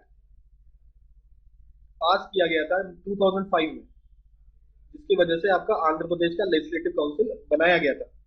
ठीक है, अच्छा एमपी की बात करते हैं। एमपी का बड़ा इंटरेस्टिंग केस है। तो एमपी में जो आपका स्टेट लेजिस्लेटिव काउंसिल है वो आपका 1956 में ही बनने की बात हो गई थी। एमपी ने कह दिया था कि भाई 1956 में हमारा बनाइए आप। ठीक है, 1956 में 7th कॉन्स्टिट्यूशनल अमेंडमेंट आया था, उसके अंदर ही आपका एमपी को स्टेट लेजिस्लेटिव काउंसिल दिया गया। लेकिन प्रेसिडेंट ने इसको नोटिफाई नहीं किया। जब तक प्रेसिडेंट नोटिफाई ना करे, जब तक प्रेसिडेंट का नोटिफिकेशन ना आए, तब तक कोई भी स्टेट लेजिस्लेटिव काउंसिल क्या बन सकती है? नहीं बन सकती। तो 1956 से अभी तक नोटिफिकेशन नहीं आया है, इसलिए एमपी को भी अभी तक यूनिकैमरल ही है, बाई कैमरल नहीं हो पाया है। ठीक है, ये चर्चा करते हैं हम लोग पहले स्टेट लेजिस्लेटिव काउंसिल यानी कि विधानसभा की बात करते हैं। तो इसमें इलेक्शन कैसा होता है? डायरेक्ट इलेक्शन होता है। डायरेक्ट इलेक्शन के थ्रू ही तो सब कुछ हो रहा है। देखिए, डायरेक्ट इलेक्शन के थ्रू ही तो सब चुने जा रहे हैं। ठीक है, तो स्टेट लेजिस्लेटिव काउंसिल में या विधानसभा में डायरेक्ट इलेक्शन से लोग चुने जाते हैं। ठीक है, इसका मैक्सिमम कितनी सीटें हो सकती है? देखिए 500 इसका मैक्सिमम है, और मिनिमम कितनी सीटें होनी चाहिए? मिनिमम 60 से लेके 500 तक सीटें होनी चाहिए। ठीक है, लेकिन इसके कुछ एक्सेप्शन भी आपको देखने को मिलेंगे। कौन से एक्सेप्शन है हम लोग मैप में देखते हैं। चलिए 60 से कम कौन कौन स्टेट में हम लोग देखने को मिलेंगे? 500 से तो ऊपर तो कोई नहीं है। 60 से कम कहाँ कहाँ देखने को मिलेगा, ये देखिए अरुणाचल प्रदेश कितना है यहाँ 30, सिक्किम, सिक्किम में कितना है 30, और यहाँ पे गोवा, गोवा में अभी आपका 30 मेंबर्स है लेजिस्लेटिव असेंबली में, ठीक है 30 30 30 हमने देख लिया, अरुणाचल प्रदेश, सिक्किम और गोवा, याद रहेगा ये। अब आगे बढ़ते हैं, इसके अलावा बात करते हैं हम लोग मिजोरम की, ठीक है। मिजोरम में कितनी सीटें हैं, मिजोरम में आपके 40 सीटें हैं, ठीक है। मिजोरम के अलावा आप नागालैंड की बात करें, नागालैंड में कितनी सीटें हैं, नागालैंड में 46 सीटें हैं, ठीक है। अच्छा, अभी देखिए सिक्किम और नागालैंड की कुछ स्पेशल बातें हैं। सिक्किम में भी इनडायरेक्ट इलेक्शन होता है, इनडायरेक्ट इलेक्शन के थ्रू भी कुछ सीटों सीटों में उम्मीदवार आते हैं, और आपका मिजोरम में भी ऐसा होता है, सॉरी मिजोरम का क्या, नागालैंड, सिक्किम और नागालैंड में, आपका नागालैंड है ना, नागालैंड में भी आपका इनडायरेक्ट इलेक्शन होता है, इनडायरेक्ट इलेक्शन के थ्रू आपके मेंबर्स आते हैं, तो सारे नहीं, कुछ मेंबर्स इनडायरेक्ट इलेक्शन। वैसे तो क्या है, स्टेट लेजिस्लेटिव असेंबली की बात करें तो सारे जितने भी मेंबर्स होते हैं वो डायरेक्ट इलेक्शन से ही आते हैं, लेकिन नागालैंड और सिक्किम ये दो स्टेट्स हैं, दो स्टेट्स है आपके नागालैंड और सिक्किम, नागालैंड और सिक्किम में आपके इनडायरेक्ट इलेक्शन से भी कुछ मेंबर्स आते हैं स्टेट लेजिस्लेटिव असेंबली में, इसको ध्यान रखना है। अब बात करते हैं कुछ यूनियन टेरिटरीज की। देखिए यूनियन टेरिटरीज में आपका स्टेट लेजिस्लेटिव असेंबली नॉर्मली तो नहीं होता, लेकिन 3 ऐसे यूनियन टेरिटरीज हैं जहां पे स्टेट लेजिस्लेटिव असेंबली होती है, और वो यूनियन टेरिटरीज कौन कौन है। एक है आपका जम्मू कश्मीर, ठीक है, J&K। जम्मू कश्मीर के अलावा, जम्मू कश्मीर के अलावा हम लोग जानते हैं पुडुचेरी, पुडुचेरी में भी आपका स्टेट लेजिस्लेटिव असेंबली है, और इसके अलावा दिल्ली भी यूनियन टेरिटरी है जिसका स्टेट लेजिस्लेटिव असेंबली है, ठीक है। तो ये 3 आप लोगों को याद रखना है। इसके बाद का बात करते हैं गोवा की। अच्छा, अगर आपसे पूछा जाए कौन सा ऐसा स्टेट है जहां पे यूनिफॉर्म सिविल कोड अभी भी लागू है, तो आपका गोवा एकमात्र स्टेट है जहां पे यूनिफॉर्म सिविल कोड लागू है, ठीक है। ये क्यों, क्योंकि गोवा में आपका पोर्चुगीज सिविल कोड लागू था, और पोर्चुगीज के जाने के बाद भी, ये गोवा की बात चल रही है, पोर्चुगीज के बाद जाने के बाद भी आपका ये आपका पोर्चुगीज सिविल कोड यहाँ पे लागू है, इसलिए यूनिफॉर्म सिविल कोड है पोर्चुगीज सिविल कोड में भी, सबके लिए एक कानून है ना, तो यूनिफॉर्म सिविल कोड है। तो पोर्चुगीज सिविल कोड होने के कारण गोवा एकमात्र स्टेट है जहाँ पे यूनिफॉर्म सिविल कोड है। अभी अभी तो और स्टेट में आ जाएगा धीरे धीरे, सरकार इसके ऊपर काफी जागरूक है और बात कर रही है यूसीसी की, आप लोग शायद देखेंगे आगे चल के कि ये लागू हो जाएगा ऑल ओवर इंडिया भी, लेकिन फिलहाल के लिए तो केवल गोवा में है। वैसे अभी गोवा था, अभी रिसेंटली अगर हम देखें कि अभी फरवरी महीने में भी, रिसेंट की बात है, आपका उत्तराखंड में भी पास हो गया यूसीसी। तो अगर अभी पूछा जाए तो आप कहेंगे गोवा के साथ साथ उत्तराखंड में भी यूसीसी है, ठीक है, ये रिसेंट डेवलपमेंट है। तो 2 स्टेट हो गए अभी, उत्तराखंड और गोवा। देखिए आर्टिकल 168 पढ़ चुके हैं हम लोग, आर्टिकल 168 में बताया है कि जो लेजिस्लेचर है, कौन कौन लेजिस्लेचर के अंडर अंतर्गत आता है, तो ऑब्वियसली स्टेट लेजिस्लेटिव असेंबली या विधानसभा, इसके अलावा स्टेट लेजिस्लेटिव काउंसिल आएगा या विधान परिषद, इसके अलावा कौन आएगा, इसके बाद हमने पढ़ा ना गवर्नर आएगा, गवर्नर में देखा था हमने 168 आर्टिकल। तो ये 3 होंगे आपके पार्ट ऑफ स्टेट लेजिस्लेचर, ठीक है। अच्छा, स्टेट लेजिस्लेटिव असेंबली की बात करें तो यहाँ डायरेक्ट इलेक्शन होगा, डायरेक्ट इलेक्शन करवाएगा कौन, election is conducted by election commission, election commission conduct कराएगा इलेक्शन, ठीक है, ठीक है। अब देखिए स्टेट लेजिस्लेटिव काउंसिल जो है, इस इसका बनना और बिगड़ना, यानी कि इसका एस्टैब्लिश होना या इसका एबॉलिश होना, ये किसके हाथ में होता है। तो इसको एस्टैब्लिश और एबॉलिश करने की जो पावर है ये होती है पार्लियामेंट के पास। पार्लियामेंट अगर चाहे तो ये बना सकता है और चाहे तो इसको खत्म कर सकता है, ये हम लोगों ने देखा। ये कौन से आर्टिकल में, ये आर्टिकल 169 हो गया, 169 आर्टिकल में ऐसा लिखा है कि स्टेट लेजिस्लेटिव काउंसिल जो है बनेगा और बिगड़ेगा किसके द्वारा, पार्लियामेंट के द्वारा। आई होप ये समझ गए हम लोग, ठीक है। 168 हो गया, 169 हो गया, 170 क्यों छोड़े, तो 170 आर्टिकल 170 के पार्ट 2 में लिखा गया है कि जो स्टेट लेजिस्लेटिव असेंबली के नंबर ऑफ सीट्स है ना, number of seats in the state legislative assembly, वो कौन डिसाइड करेगा, वो डिसाइड करेगा कितना पॉपुलेशन है वहां का, पॉपुलेशन के आधार पर डिसाइड होगा ये, ठीक है, कितनी सीटें हैं आपके असेंबली में, स्टेट में कितने लोग हैं, स्टेट कितनी पॉपुलेशन है, वो डिसाइड करेगा कितनी सीटें हैं वो उसकी असेंबली में। ऑब्वियसली जो छोटा कम पॉपुलेशन वाला स्टेट है वहां पे कम सीटें, ज्यादा पॉपुलेशन ज्यादा सीटें, ठीक है। चलिए स्पीकर के बारे में बात करते हैं। जो हाउस का हेड होगा आपका, स्टेट लेजिस्लेटिव असेंबली का जो हेड होगा वो होगा स्पीकर, ठीक है, इसका जो चेयरमैन होगा वो स्पीकर होगा। अच्छा, स्पीकर की अगर हम बात करें तो आपका जो स्पीकर होगा उसके पास एक स्पेशल वोट होता है, कास्टिंग वोट। कास्टिंग वोट, क्या ये वोटिंग करता है, ये वोटिंग नहीं करता, वोटिंग ये नहीं करता, लेकिन कास्टिंग वोट होता है, इसका मतलब क्या हुआ? मान लेते हैं अगर इक्वलिटी ऑफ वोट्स वोट्स की बात आती है, मतलब टोटल सीटें, मतलब कोई इवन नंबर सीटें हैं, मतलब वो छोड़ दीजिए।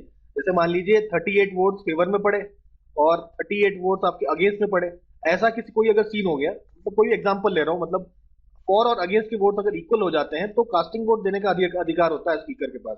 नॉर्मली नहीं होता है, नॉर्मली ये अधिकार स्पीकर के पास नहीं होता है। तो स्पीकर को कहा गया है कि इट इज अ लिंक, ये एक लिंक का काम करता है। इसके बीच का लिंक का काम करता है, एक तो आपका गवर्नर हो गया, ठीक है, गवर्नर और आपका असेंबली यानी कि लेजिस्लेचर, लेजिस्लेचर और गवर्नर के बीच का कौन लिंक होगा? Speaker act as a link between the governor and the legislature. अच्छा, ये जो सीटें हैं, टोटल टोटल जो स्टेट लेजिस्लेटिव असेंबली की जो सीट्स हैं, ये क्या हम कभी चेंज नहीं होती है? हाँ, ये चेंज होती है डीलिमिटेशन के द्वारा। डीलिमिटेशन होता है, डीलिमिटेशन कमीशन बैठती है, डीलिमिटेशन कमीशन के द्वारा सीटें के नंबर ऑफ सीट बदल सकते हैं। लेकिन 84 कॉन्स्टिट्यूशनल अमेंडमेंट एक्ट पारित हुआ था। 84th कॉन्स्टिट्यूशनल अमेंडमेंट कब पारित हुआ था? 2002 में। इसमें कहा गया है कि आपके जितने भी सीट्स हैं असेंबली में, वो आपका 2026 तक फ्रीज हो गए। इसमें मतलब जोड़, मतलब बढ़ेगा भी नहीं घटेगा भी नहीं, फिक्स हो गए। कब तक? 2026 तक। और इसके बाद जो सेंसस होगा उसके हिसाब से हम लोग सीटें डिसाइड करेंगे। ऐसा कौन बोला? 84th constitutional amendment act of 2002। तो ये हमने 170 देखा ना, 172 में ये लिखा गया नंबर ऑफ सीट्स आपका पॉपुलेशन के आधार पे होगा। एक 171 भी तो है, 171 के आधार, 171 सॉरी 170 का सबसेक्शन 1 है ना, इसमें ये लिखा गया है कि आपका मैक्सिमम 500 है और आपका मिनिमम 60 है। ठीक है, ये तो हम डिस्कस कर चुके हैं ऑलरेडी। अच्छा, अब बात करते हैं फाइनेंशियल अकाउंट की। तो स्टेट के फाइनेंशियल अकाउंट कौन देखता है? वो देखता है सीएजी। चाहे आपका स्टेट का फाइनेंशियल अकाउंट है या आपका सेंटर का फाइनेंशियल अकाउंट है, ये सब आपका सीएजी ही देखता है। चलिए अब एक इंटरेस्टिंग चीज देखते हैं, ये बड़ा आसान है, क्वेश्चन पूछा गया तो डिस्कस करते हैं। देखिए, लोकसभा एक होता है हमारे पास, एक होता है राज्यसभा, स्टेट लेजिस्लेटिव असेंबली और स्टेट लेजिस्लेटिव काउंसिल। ठीक है, लोकसभा की बात करते हैं। लोकसभा क्या डिसॉल्व होता है? ठीक है, डिसॉल्व होता है, इसको डी लिखेंगे हम लोग। ठीक है, क्या is Lok Sabha, can Lok Sabha B dissolve? हाँ होता है भाई, डिसॉल्व होता है लोकसभा। ठीक है। अच्छा, क्या राज्यसभा डिसॉल्व होता है? तो राज्यसभा कभी डिसॉल्व नहीं होता, परमानेंट होता है। ठीक है। अच्छा, क्या लोकसभा को हम लोग एबॉलिश कर सकते हैं? एबॉलिश का एबॉलिश, इसको ए से डिनोट करता हूं मैं। ठीक है, क्या लोकसभा को हम लोग एबॉलिश कर सकते हैं? कल हम कहें कि भाई कुछ हो जाए इंडिया में और हम कहें कल से लोकसभा नहीं होगा, तो कभी भी लोकसभा को एबॉलिश नहीं कर सकते हैं। ना ही राज्यसभा को हम लोग एबॉलिश कर सकते हैं। राज्यसभा और लोकसभा दोनों, राज्यसभा को ना डिसॉल्व कर सकते हैं ना एबॉलिश कर सकते हैं। लोकसभा को डिसॉल्व तो कर सकते हैं पर एबॉलिश नहीं कर सकते। अब आते हैं हम लोग स्टेट लेजिस्लेटिव असेंबली में। तो क्या ये डिसॉल्व होता है? हाँ, बिल्कुल ही डिसॉल्व होता है। क्या इसको आप एबॉलिश कर सकते हैं? भाई एबॉलिश नहीं कर सकते इसको। ठीक है। स्टेट लेजिस्लेटिव काउंसिल की बात करते हैं, क्या ये डिसॉल्व होता है? डिसॉल्व नहीं होता राज्यसभा की तरह।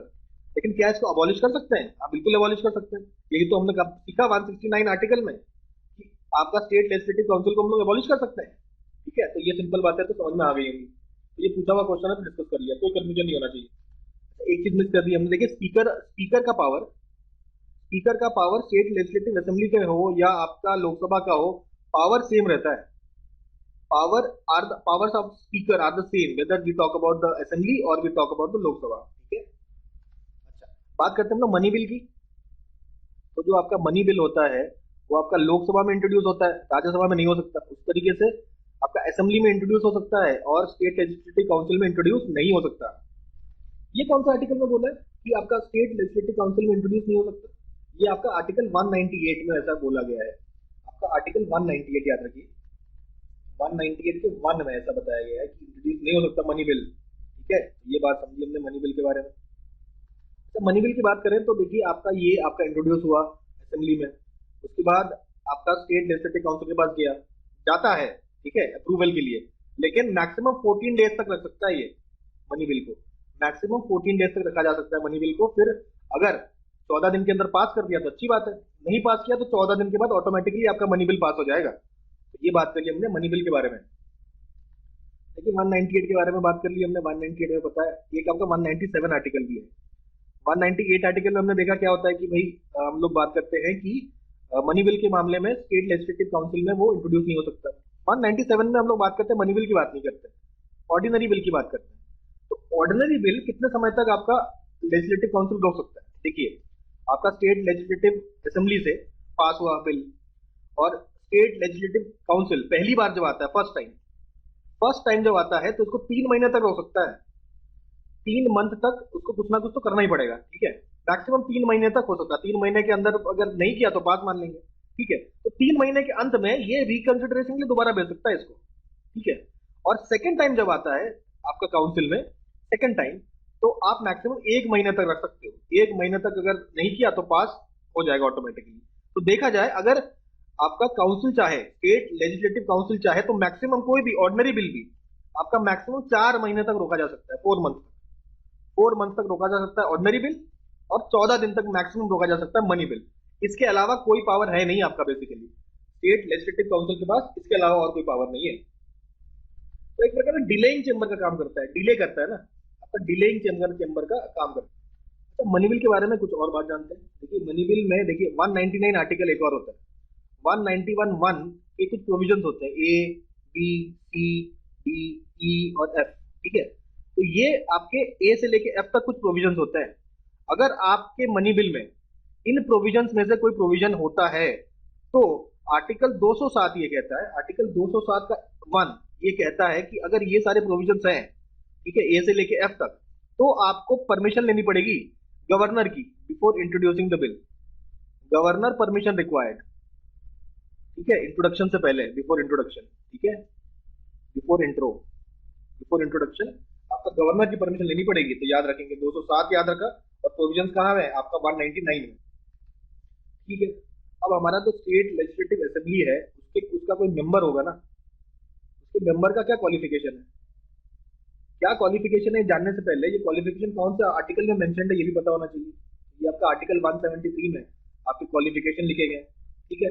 अब क्वालिफिकेशन क्या होना चाहिए, ऑब्वियस है, आपका एक तो सिटीजन होना चाहिए, तो व्यक्ति आपका एक तो सिटीजन ऑफ इंडिया होना चाहिए, और सेकंड उसका जो एज है वो कम से कम 25 साल का तो होना ही चाहिए, तब जाके वो क्वालिफाई कर सकता है as a member of state legislative assembly.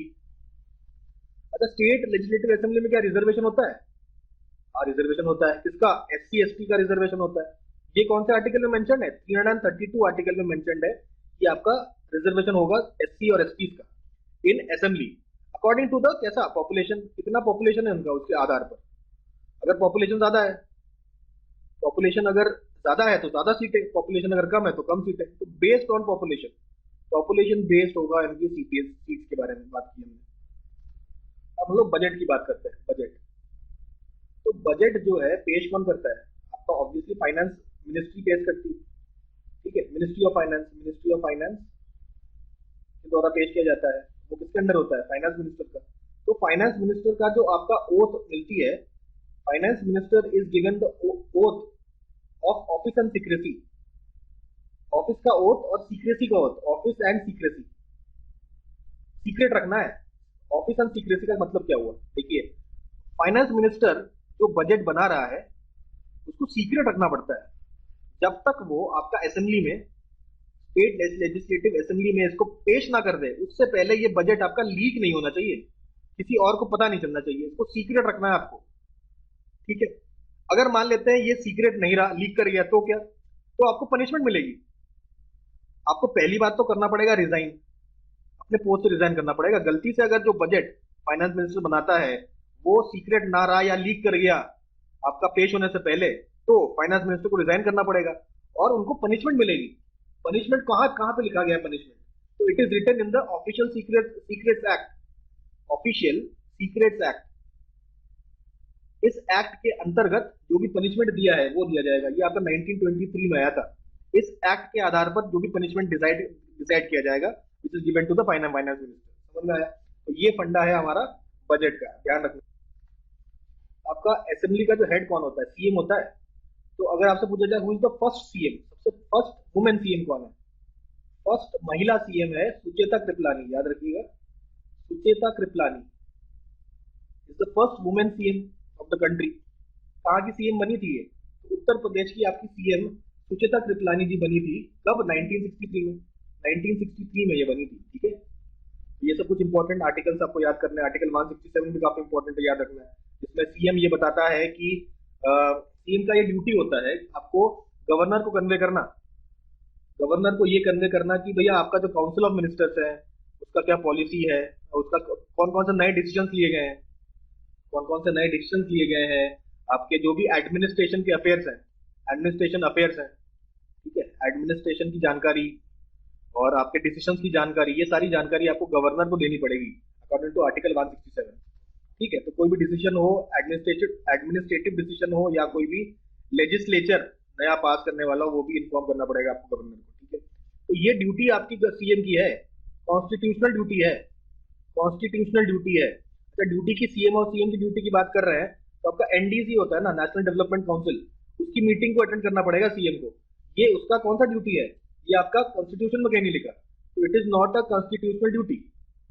ये कैसा है, एडमिनिस्ट्रेटिव ड्यूटी है, ये आपका एडमिनिस्ट्रेटिव ड्यूटी ऑफ सीएम है, attend the meeting of NDC. चलिए अब हम लोग चर्चा करते हैं स्टेट लेजिस्लेटिव काउंसिल का, प्रॉपरली चर्चा करेंगे। ठीक है, तो स्टेट लेजिस्लेटिव काउंसिल जो है उसके प्रोविजंस के बारे में आर्टिकल 171 में लिखा है, 171 में इसके प्रोविजंस के बारे में मेंशन्ड है। तो हमने देखा इसके मेंबरशिप के बारे में 171 में, 171 के सबसेक्शन 1 में क्या लिखा है, total number of seat, maximum total seat कितनी होनी हो तो मतलब हो सकती है, तो ये 1/3 ऑफ जितनी भी आपके स्टेट लेजिस्लेटिव असेंबली के मेंबर्स हैं उसका 1/3। ठीक है, ये हो गया इसका मैक्सिमम, इससे ज्यादा नहीं हो सकता। ठीक है, और मिनिमम की बात करी तो है आपका 40 से कम नहीं हो सकता, 40 से ज्यादा ही होना चाहिए, मिनिमम आपका 40 होना चाहिए, मैक्सिमम कितना, 1/3 ऑफ स्टेट लेजिस्लेटिव असेंबली जो है उसका टोटल नंबर का 1/3। ठीक है, तो ये हमने देखा। तो सबसे ज्यादा कहाँ है, तो मैक्सिमम यूपी में देखा गया है, यूपी में आपके लेजिस्लेटिव काउंसिल में 100 सीट्स हैं, तो मैक्सिमम यूपी में है सीट्स। ठीक है, अच्छा नेक्स्ट हम लोग बात करते हैं आर्टिकल 171 में ही सबसेक्शन 4 की। ठीक है, तो इसमें इलेक्शन कैसे होता है इनका, तो पीआरएस एसटीवी क्या होता है हम जानते हैं, पढ़ चुके हैं। ठीक है, proportional representation system and single transferable vote, इसका प्रोसीजर भी हम लोग को क्लियर है, ये तो हम लोग डिस्कस कर चुके हैं। ठीक है, पीआरएस एसटीवी से होता है इलेक्शन। ठीक है, नेक्स्ट बात करते हैं हम लोग आर्टिकल 173 की। आर्टिकल 173 की बात करते हैं, ये बात करता है आपके डिस्क्वालिफिकेशन की। डिस्क्वालिफिकेशन कैसे हो सकता है, किसका, स्टेट लेजिस्लेटिव असेंबली के मेंबर्स हो या स्टेट लेजिस्लेटिव काउंसिल के मेंबर्स हो, इनका डिस्क्वालिफिकेशन कैसे होगा, ये मेंशन्ड है आपका 173 आर्टिकल में। ठीक है, 173 के बाद हम आते हैं आर्टिकल 192 में। 192 की अगर बात करें, 191 की बात करते हैं पहले। 191 बताता है आपके कौन से कंडीशंस में आपके डिस्क्वालीफाई कर सकते हैं, आपके कौन से कंडीशंस हैं जिसमें आपके जो आपके एमएलएज हैं, चाहे वो विधानसभा हो या विधान परिषद हो, इनको किस किस क्यों मतलब डिस्क्वालीफाई करा जा सकता है। और 192 आर्टिकल ये कहता है कौन करेगा, तो गवर्नर करेगा, गवर्नर के पास पावर है डिस्क्वालीफाई करने का, लेकिन अपने मर्जी से नहीं, इलेक्शन कमीशन के साथ डिस्कस करके आप देखेगा कि भाई डिस्क्वालिफिकेशन करना है कि नहीं करना, फिर ये डिसाइड करने के बाद फिर किसी को भी डिस्क्वालीफाई करा जा सकता है। तो डिस्क्वालिफिकेशन के बारे में मेंशन है 191 में, कौन करेगा बताया है, governor with consultation with election commission. ठीक है, और 173 भी डिस्क्वालिफिकेशन के बारे में बात करता है। अरे ये डिस्क्वालिफिकेशन है, सॉरी क्वालिफिकेशन है, आपके क्वालिफिकेशन ऑफ असेंबली और काउंसिल। डिस्क्वालिफिकेशन आपका 191 192 है, ये आपका डिस्क्वालिफिकेशन है, 173 आपका क्वालिफिकेशन है। ठीक है ना, डिस्क्वालिफिकेशन नहीं है। अच्छा, ये हमने समझ लिया क्वालिफिकेशन और डिस्क्वालिफिकेशन के बारे में। अच्छा, डिस्क्वालिफिकेशन करने का एक तरीका और है कि कोई भी अगर एमएलए है, कोई भी एमएलए है आपका 60 दिन एब्सेंट रहा लगातार, 60 दिन आपका लगातार अगर एब्सेंट है, प्रेजेंट नहीं है, तो इसको भी डिस्क्वालीफाई कर दिया जाएगा। अच्छा, आप बात करते हैं परमानेंट, ये आपका परमानेंट हाउस कैसे है भाई, 6 इयर्स आपका टेन्योर होता है, 6 साल का टेन्योर होता है, तो आपका टेन्योर स्टार्ट होता है तो 1 साल, दूसरा साल, और तीसरे साल के स्टार्टिंग में दोबारा इलेक्शन होगा। ठीक है, हर 2 साल के एंड में, तीसरे साल के स्टार्टिंग में आपका इलेक्शन दोबारा से होगा। ठीक है, और कुछ लोग मेंबर रिटायर कर जाएंगे, लेकिन कभी भी ऐसा नहीं होगा कि मतलब स्टेट आपका जो काउंसिल है, विधान परिषद या स्टेट लेजिस्लेटिव काउंसिल है, ये खाली है, इसमें कोई भी मेंबर नहीं है, ऐसा कभी भी नहीं होगा। ठीक है, हर 3rd ईयर में आपके आपके 1/3 मेंबर आपके रिटायर कर जाते हैं, तो हर 3rd ईयर में 1/3 मेंबर रिटायर कर जाते हैं, मतलब टोटल कितना टेन्योर हो जाएगा हर एक मेंबर का, 6 ईयर्स का। ठीक है, अच्छा ये हमने देख लिया। अच्छा, ये एक्चुअली में कॉन्स्टिट्यूशन में लिखा है कि मैक्सिमम मिनिमम कितना होगा। ठीक है, ये कहाँ मेंशन्ड है, कॉन्स्टिट्यूशन में, लेकिन कॉन्स्टिट्यूशन में कितने एग्जैक्टली मेंबर्स होंगे ये मेंशन नहीं है, तो कितने टोटल मेंबर्स होंगे आपके काउंसिल में, ये कौन डिसाइड करेगा, ये आपका पार्लियामेंट डिसाइड करता है। एक्चुअल कितने मेंबर्स होने चाहिए ये आपका पार्लियामेंट डिसाइड करता है। कॉन्स्टिट्यूशन में केवल मेंशन है कि मैक्सिमम कितना है और मिनिमम कितना है। आई होप ये बात समझ में आ रही होगी। अभी जो इलेक्शन होता कैसे है, जितने सारे आपके स्टेट लेजिस्लेटिव काउंसिल के मेंबर्स का, तो देखिए 1/3 आपके लोकल बॉडीज हो गए। लोकल बॉडीज का मतलब आपके म्यूनिसिपैलिटीज हो गए, आपके म्यूनिसिपैलिटीज हो गए और आपके डिस्ट्रिक्ट बोर्ड्स हो गए, या जो भी है, जो भी अर्बन लोकल बॉडीज हैं वो आपके चूज करके देते हैं आपके ये मेंबर 1/3 मेंबर, तो लोकल बॉडीज चूज करते हैं। अच्छा, 1/3 जो है ये आपका कौन इलेक्ट करता है? चूज कह रहे हैं मतलब इलेक्ट, इलेक्ट कौन करेगा? Local bodies. 1/3 आपका स्टेट लेजिस्लेटिव असेंबली इलेक्ट करके देता है। ठीक है, मेथड तो आपको पता है ना, पीआरएस एसटीवी, पीआरएस एसटीवी से इलेक्ट होता है। ठीक है, ये तो बताने की जरूरत है नहीं। बचा 1/3, 1/3 का आधा कर दीजिए तो 1/6। तो 1/6 आपका गवर्नर नॉमिनेट करता है। कहां से? Literature, science, art, social science, cooperative movement, इन सब जगहों से आपका गवर्नर आपका चूज करके देगा। सॉरी, नॉमिनेट करके देगा, सही वर्ड यूज करना चाहिए, नॉमिनेट, नॉमिनेट करके देगा। बाकी बचे 1/6, 1/6 का आधा कर लीजिए, 1/12 आपके ग्रेजुएट्स इलेक्ट करते हैं। ठीक है, और 1/12 आपके टीचर्स इलेक्ट करते हैं। कौन से ग्रेजुएट्स?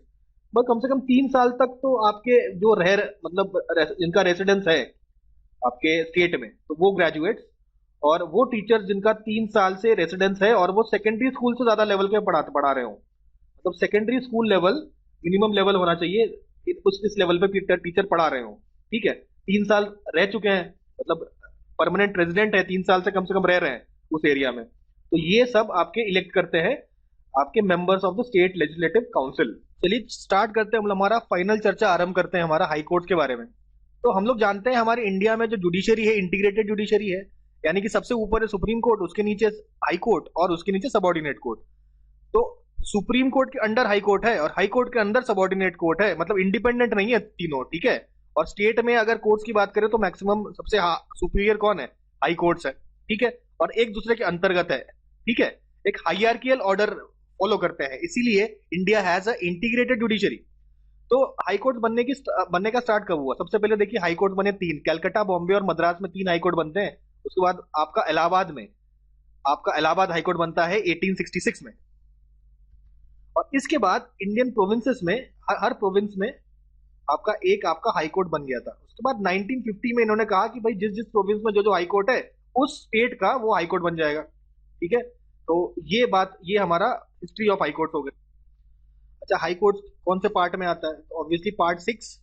और आर्टिकल्स कौन कौन से हैं? देखिए 214 से 214 टू 231, ये आपके these are the articles concerning high court.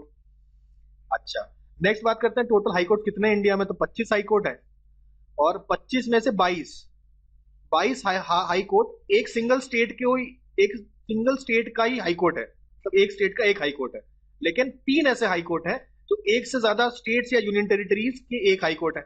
ठीक है ना, ये देखना है हमको, 3 ऐसे हाई कोर्ट हैं जो एक से ज्यादा स्टेट्स का जुरिस्डिक्शन रखते हैं। देखिए आर्टिकल जो है, आर्टिकल 214 ये कहता है कि आपका हर एक स्टेट का एक हाई कोर्ट होना चाहिए। ठीक है, हर एक स्टेट का एक हाई कोर्ट होना चाहिए, ऐसा आर्टिकल 214 कहता है। और 215 क्या कहता है? 215 कहता है जो हाई कोर्ट है it is court of records, ये कोर्ट ऑफ रिकॉर्ड्स है। अभी कोर्ट ऑफ रिकॉर्ड का क्या मतलब है? कोर्ट ऑफ रिकॉर्ड का मतलब जो भी डिसीजंस दिए गए हैं, जो भी आपके डिसीजंस लिए गए हैं बाई हाई कोर्ट, वो आपका बाइंडिंग हो जाता है सबऑर्डिनेट कोर्ट के लिए। तो सबऑर्डिनेट कोर्ट में आप मतलब कह सकते हैं कि भाई देखिए हाई कोर्ट का डिसीजन आया है तो आपको भी मानना पड़ेगा, तो ये आपके सबऑर्डिनेट कोर्ट के लिए बाइंडिंग हो जाता है आपका हाई कोर्ट का डिसीजन।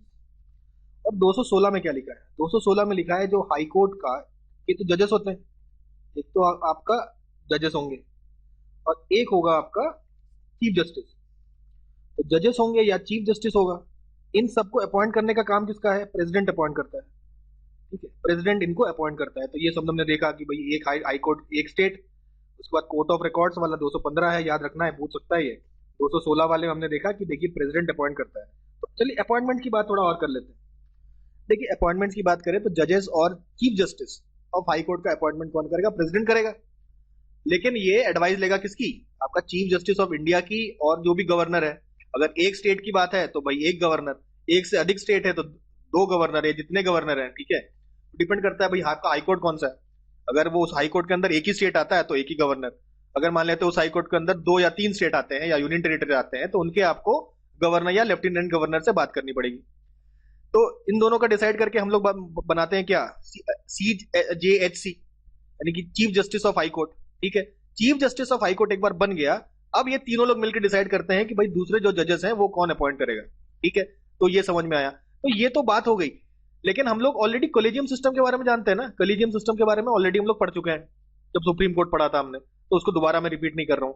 तो आप ये समझ लीजिए कॉलेजियम सिस्टम है, उससे डिसाइड होता है कि आपके कौन जजेस बनेंगे ऑफ हाई कोर्ट। ठीक है, अच्छा, उसके बाद आपका 99 कॉन्स्टिट्यूशनल अमेंडमेंट एक्ट आता है, 1914 नहीं 2014 का, सॉरी 2014 का एक्ट आता है, कॉन्स्टिट्यूशनल अमेंडमेंट एक्ट 99। और एक और एक्ट आता है NJAC act, national judicial appointment commission, national judicial appointment commission NJAC. तो एनजेएसी 2014 एक और एक्ट आता है। तो ये दो एक्ट क्या कहते हैं, ये कहते हैं जो भी कॉलेजियम सिस्टम वाला कॉलेजियम सिस्टम चल रहा था हाई कोर्ट के जजेस को सिलेक्ट करने के लिए, तो वो अब से बंद हो जाएगा। अब उस कॉलेजियम सिस्टम की जगह एक एनजेएसी आएगा, एनजेएसी एक कमीशन बैठेगी जिसका नाम होगा एनजेएसी, वो डिसाइड करेगी कौन होंगे जजेस। ठीक है, तो ये सुप्रीम कोर्ट को अच्छा नहीं लगा। सुप्रीम कोर्ट ने 2015 में कहा कि ये सिस्टम जो है ये खारिज करते हैं, ये अनकॉन्स्टिट्यूशनल है, और इन्होंने एनजेएसी को अनकॉन्स्टिट्यूशनल डिक्लेयर कर दिया। और आपके इन दोनों जो आपके अमेंडमेंट एक्ट और एक्ट है, इनको भी इन्होंने अनकॉन्स्टिट्यूशनल डिक्लेयर कर दिया, अनकॉन्स्टिट्यूशनल डिक्लेयर कर दिया। ठीक है, तो एनजेएसी खत्म हो गया और कहा कि जो पुराना कॉलेजियम सिस्टम था बढ़िया चल रहा था वही चलाइए आप। ठीक है, एनजेएसी वाला सिस्टम नहीं करना है। देखिए हाईकोर्ट जज का मैक्सिमम एज कितना होता है, 62 ईयर्स का एज होता है, ये ध्यान रखना है। अच्छा, रिजाइन किसको करेगा, मन कर रहा है उसे रिजाइन करने का तो प्रेसिडेंट को रिजाइन कर देगा। अच्छा, रिमूवल कैसे होगा, देखिए हाईकोर्ट के जो जज है उसको सुप्रीम कोर्ट के जज जैसा ही रिमूवल प्रोसेस है, उसका सेम इज्जत मिलेगी। सुप्रीम कोर्ट जज का जैसा रिमूवल है उसी तरीके से रिमूवल हो सकता है। किसके द्वारा किया जाएगा, प्रेसिडेंट के द्वारा। तो वो सारा प्रोसीजर हम लोग ऑलरेडी जानते हैं ना। तो पार्लियामेंट एक रेजोल्यूशन पास करके बोले प्रेसिडेंट को कि भाई हटाना है इन्हें, और हटा दिया जाएगा, जिस तरीके से सुप्रीम कोर्ट के जज को हटाया जाता है। और क्यों हटाया जाएगा, प्रोवेन मिसकंडक्ट या इनकैपेसिटी हो, प्रूव किया, मतलब प्रूव किया जा सके ऐसा उन्होंने मिसकंडक्ट किया है या इनकैपेसिटी में है, तो उनको हटा दिया जाएगा। ठीक है, ये बात होती है सारी। अच्छा, इसके अलावा हम लोग देखते हैं कि भाई कौन कौन बन सकता है जज। तो भाई पहले तो सिटीजन होना चाहिए। दूसरा क्राइटेरिया है हाई कोर्ट में वो लगातार 10 साल तक एडवोकेट रहे हो। ठीक है, या 10 साल तक कोई जुडिशियल ऑफिस होल्ड किया हो। ठीक है, तब हम लोग कह सकते हैं कि भैया हाँ ये जज बन सकते हैं अब। और आर्टिकल 226 के बारे में हम लोग जानते हैं, रिट रिट जुरिस्डिक्शन हमने सुप्रीम कोर्ट का देखा था, आर्टिकल 32 था ना, तो वही सेम रिट जुरिस्डिक्शन आपका जो हाई कोर्ट का है वो 226 है। ठीक है, ये सब ऑलरेडी डिस्कस कर चुके हैं हम लोग। अच्छा, और 227 ये कहता है कि आपके स्टेट के जितने भी कोर्ट्स हैं तो उनका बॉस कौन होगा, superintendents of all the different courts of the state कौन करेगा, उस स्टेट का हाई कोर्ट करेगा। और एक यहाँ पे एक चीज और देख लेते हैं भाई, दिल्ली एकमात्र यूनियन टेरिटरी है जिसके पास हाई कोर्ट है, दिल्ली को स्पेशल इज्जत मिली हुई है। तो हाई कोर्ट से रिलेटेड आर्टिकल्स के बारे में बात करेंगे, तो कुछ तो हम लोग ऑलरेडी देख चुके हैं। 214 क्या बताता है कि भाई एक हाई कोर्ट होगा स्टेट में। ठीक है, नेक्स्ट 215 हम लोग जानते हैं, कोर्ट ऑफ रिकॉर्ड के बारे में बात किया था हम लोगों ने। और 216 हम लोगों ने बात किया था constitution, constitution of high court. High court में आपके जजेस और चीफ जस्टिस होता है, आप जजेस होते हैं, तो ये आपका कॉन्स्टिट्यूशन है ना। कॉन्स्टिट्यूशन ऑफ हाई कोर्ट के बारे में बात किया, और कौन अपॉइंट करता है इसको, ये सब बातें यहाँ पे कर ली हमने। तो उसके बाद 217 पे बात करते हैं। 217 है आपका जजेस ऑफ हाई कोर्ट। तो जो आपके जज है हाई कोर्ट के, जो जज है, ठीक है, उनके अपॉइंटमेंट के बारे में और उनके कंडीशंस, कंडीशंस ऑफ ऑफिस। ठीक है, जज ऑफ हाई कोर्ट, उनकी अपॉइंटमेंट और कंडीशन ऑफ ऑफिस के बारे में बात करेंगे 217 में। 218 में बात करेंगे application of certain provisions, application application of certain provisions of supreme court. Supreme court के कुछ ऐसे प्रोविजंस हैं उनका एप्लीकेशन टू हाई कोर्ट्स। ठीक है, application of certain provisions of supreme court to high courts, ये आपके 218 हो गए। 219 बात करेंगे ओथ एंड एफर्मेशंस के, ओथ एंड एफर्मेशंस 219 होता है। 220 क्या है, अच्छा, रेस्ट्रिक्शन, रेस्ट्रिक्शन ऑन प्रैक्टिस। आप किसी कोर्ट में प्रैक्टिस नहीं कर सकते, कब, अगर आप एक परमानेंट जज नियुक्त किए गए हैं, अगर आप एक परमानेंट जज नियुक्त किए गए हैं तो आप किसी कोर्ट में फिर प्रैक्टिस नहीं कर सकते। एक बार जज बनने के बाद प्रैक्टिस नहीं हो सकता। 221 221 में बात करते हैं हम लोग सैलरीज की, कितने सैलरी मिलेगा, सैलरीज की बात कर ली। और अलग डिफरेंट आर्टिकल्स अब देखेंगे हम लोग। देखिए 222 देखिए और यहाँ पे 228 देखिए, दोनों में क्या लिखा है, मैंने ट्रांसफर लिखा है, तो दोनों का एक आर्टिकल है नहीं। यहाँ बात कर रहे हैं हाई कोर्ट जजेस, हाई कोर्ट जो जजेस हैं उसका एक हाई कोर्ट से आपका दूसरे हाई कोर्ट में ट्रांसफर जो होगा, ये आपका आर्टिकल 222 बताता है। हाई कोर्ट के जजेस का ट्रांसफर हो रहा है, ट्रांसफर ऑफ जजेस from one high court to another.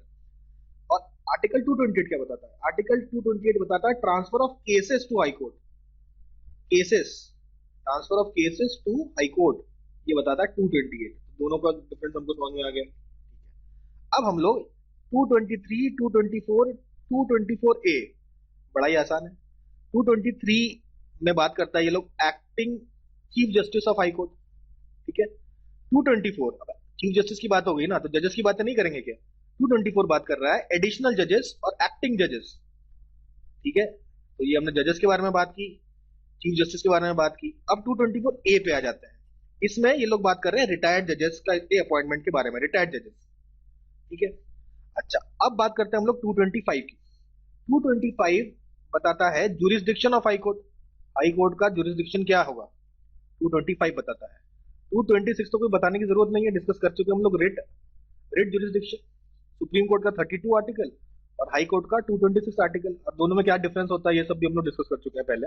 अच्छा 227 की बात करें अगर, तो ये सुपरिंटेंडेंस, तो हमने कहा ना high court superintendent, high court will be in superintendence to other courts, state के अलग अलग दूसरे जो कोर्ट्स हैं उन सब का बॉस कौन होगा, हाई कोर्ट होगा, ये देखा हमने। 228 देख लिया। अच्छा अब बात करते हैं पैसों की, expenses of high court, high court के एक्सपेंसेस होंगे, कौन कौन से आपके स्टाफ्स होंगे और कौन कौन से ऑफिसर्स होंगे हाई कोर्ट के, इन सब चीजों के बारे में और उन सब चीजों का एक्सपेंस के बारे में बात करेंगे। 229, ठीक है 229 हो गया। अब नेक्स्ट बात करते हैं हम लोग 230, जुरिस्डिक्शन आ गया। फिर जुरिस्डिक्शन पहले भी देखा था ना हमने, 225 में देखा था जुरिस्डिक्शन। अब ये लोग बात कर रहे हैं 230 में, तो 225 और 230 में जुरिस्डिक्शन की बात हो रही है। 225 में जुरिस्डिक्शन ऑफ हाई कोर्ट की बात हो रही है और यहाँ पे जुरिस्डिक्शन ओवर सुप्रीम कोर्ट की बात हो रही है, ठीक है। 230 में क्या बात हो रही है, extension of jurisdiction of high court to union territories.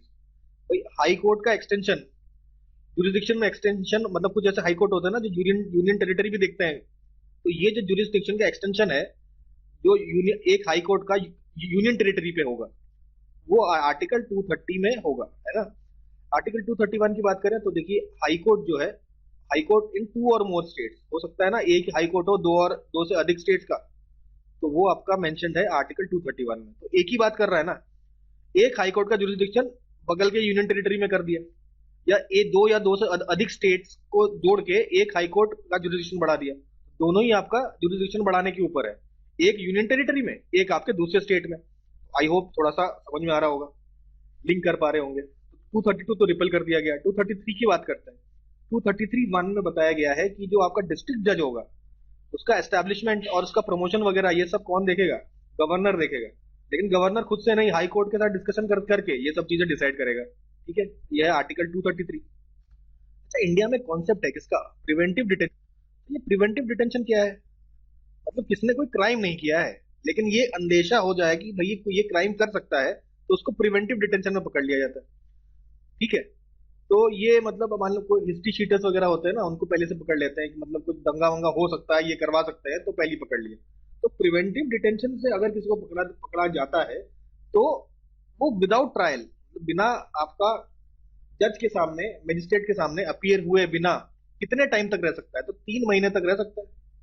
3 महीने तक इसको आप रख सकते हैं प्रिवेंटिव डिटेंशन में बिना मजिस्ट्रेट के सामने पेश हुए। तो ये बात होगी प्रिवेंटिव डिटेंशन की। अब बात करते हैं हम लोग लोक अदालत का कंसेप्ट भी है।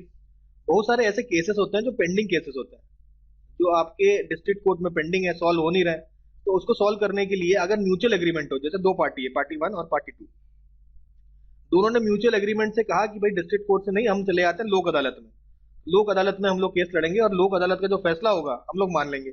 ऐसा अगर एग्रीमेंट कर लिया किसी ने, और इस एग्रीमेंट के तहत आप लोक अदालत में चले गए केस लड़ने के लिए, तो आप लोक अदालत में भी केस लड़ सकते हैं, ठीक है।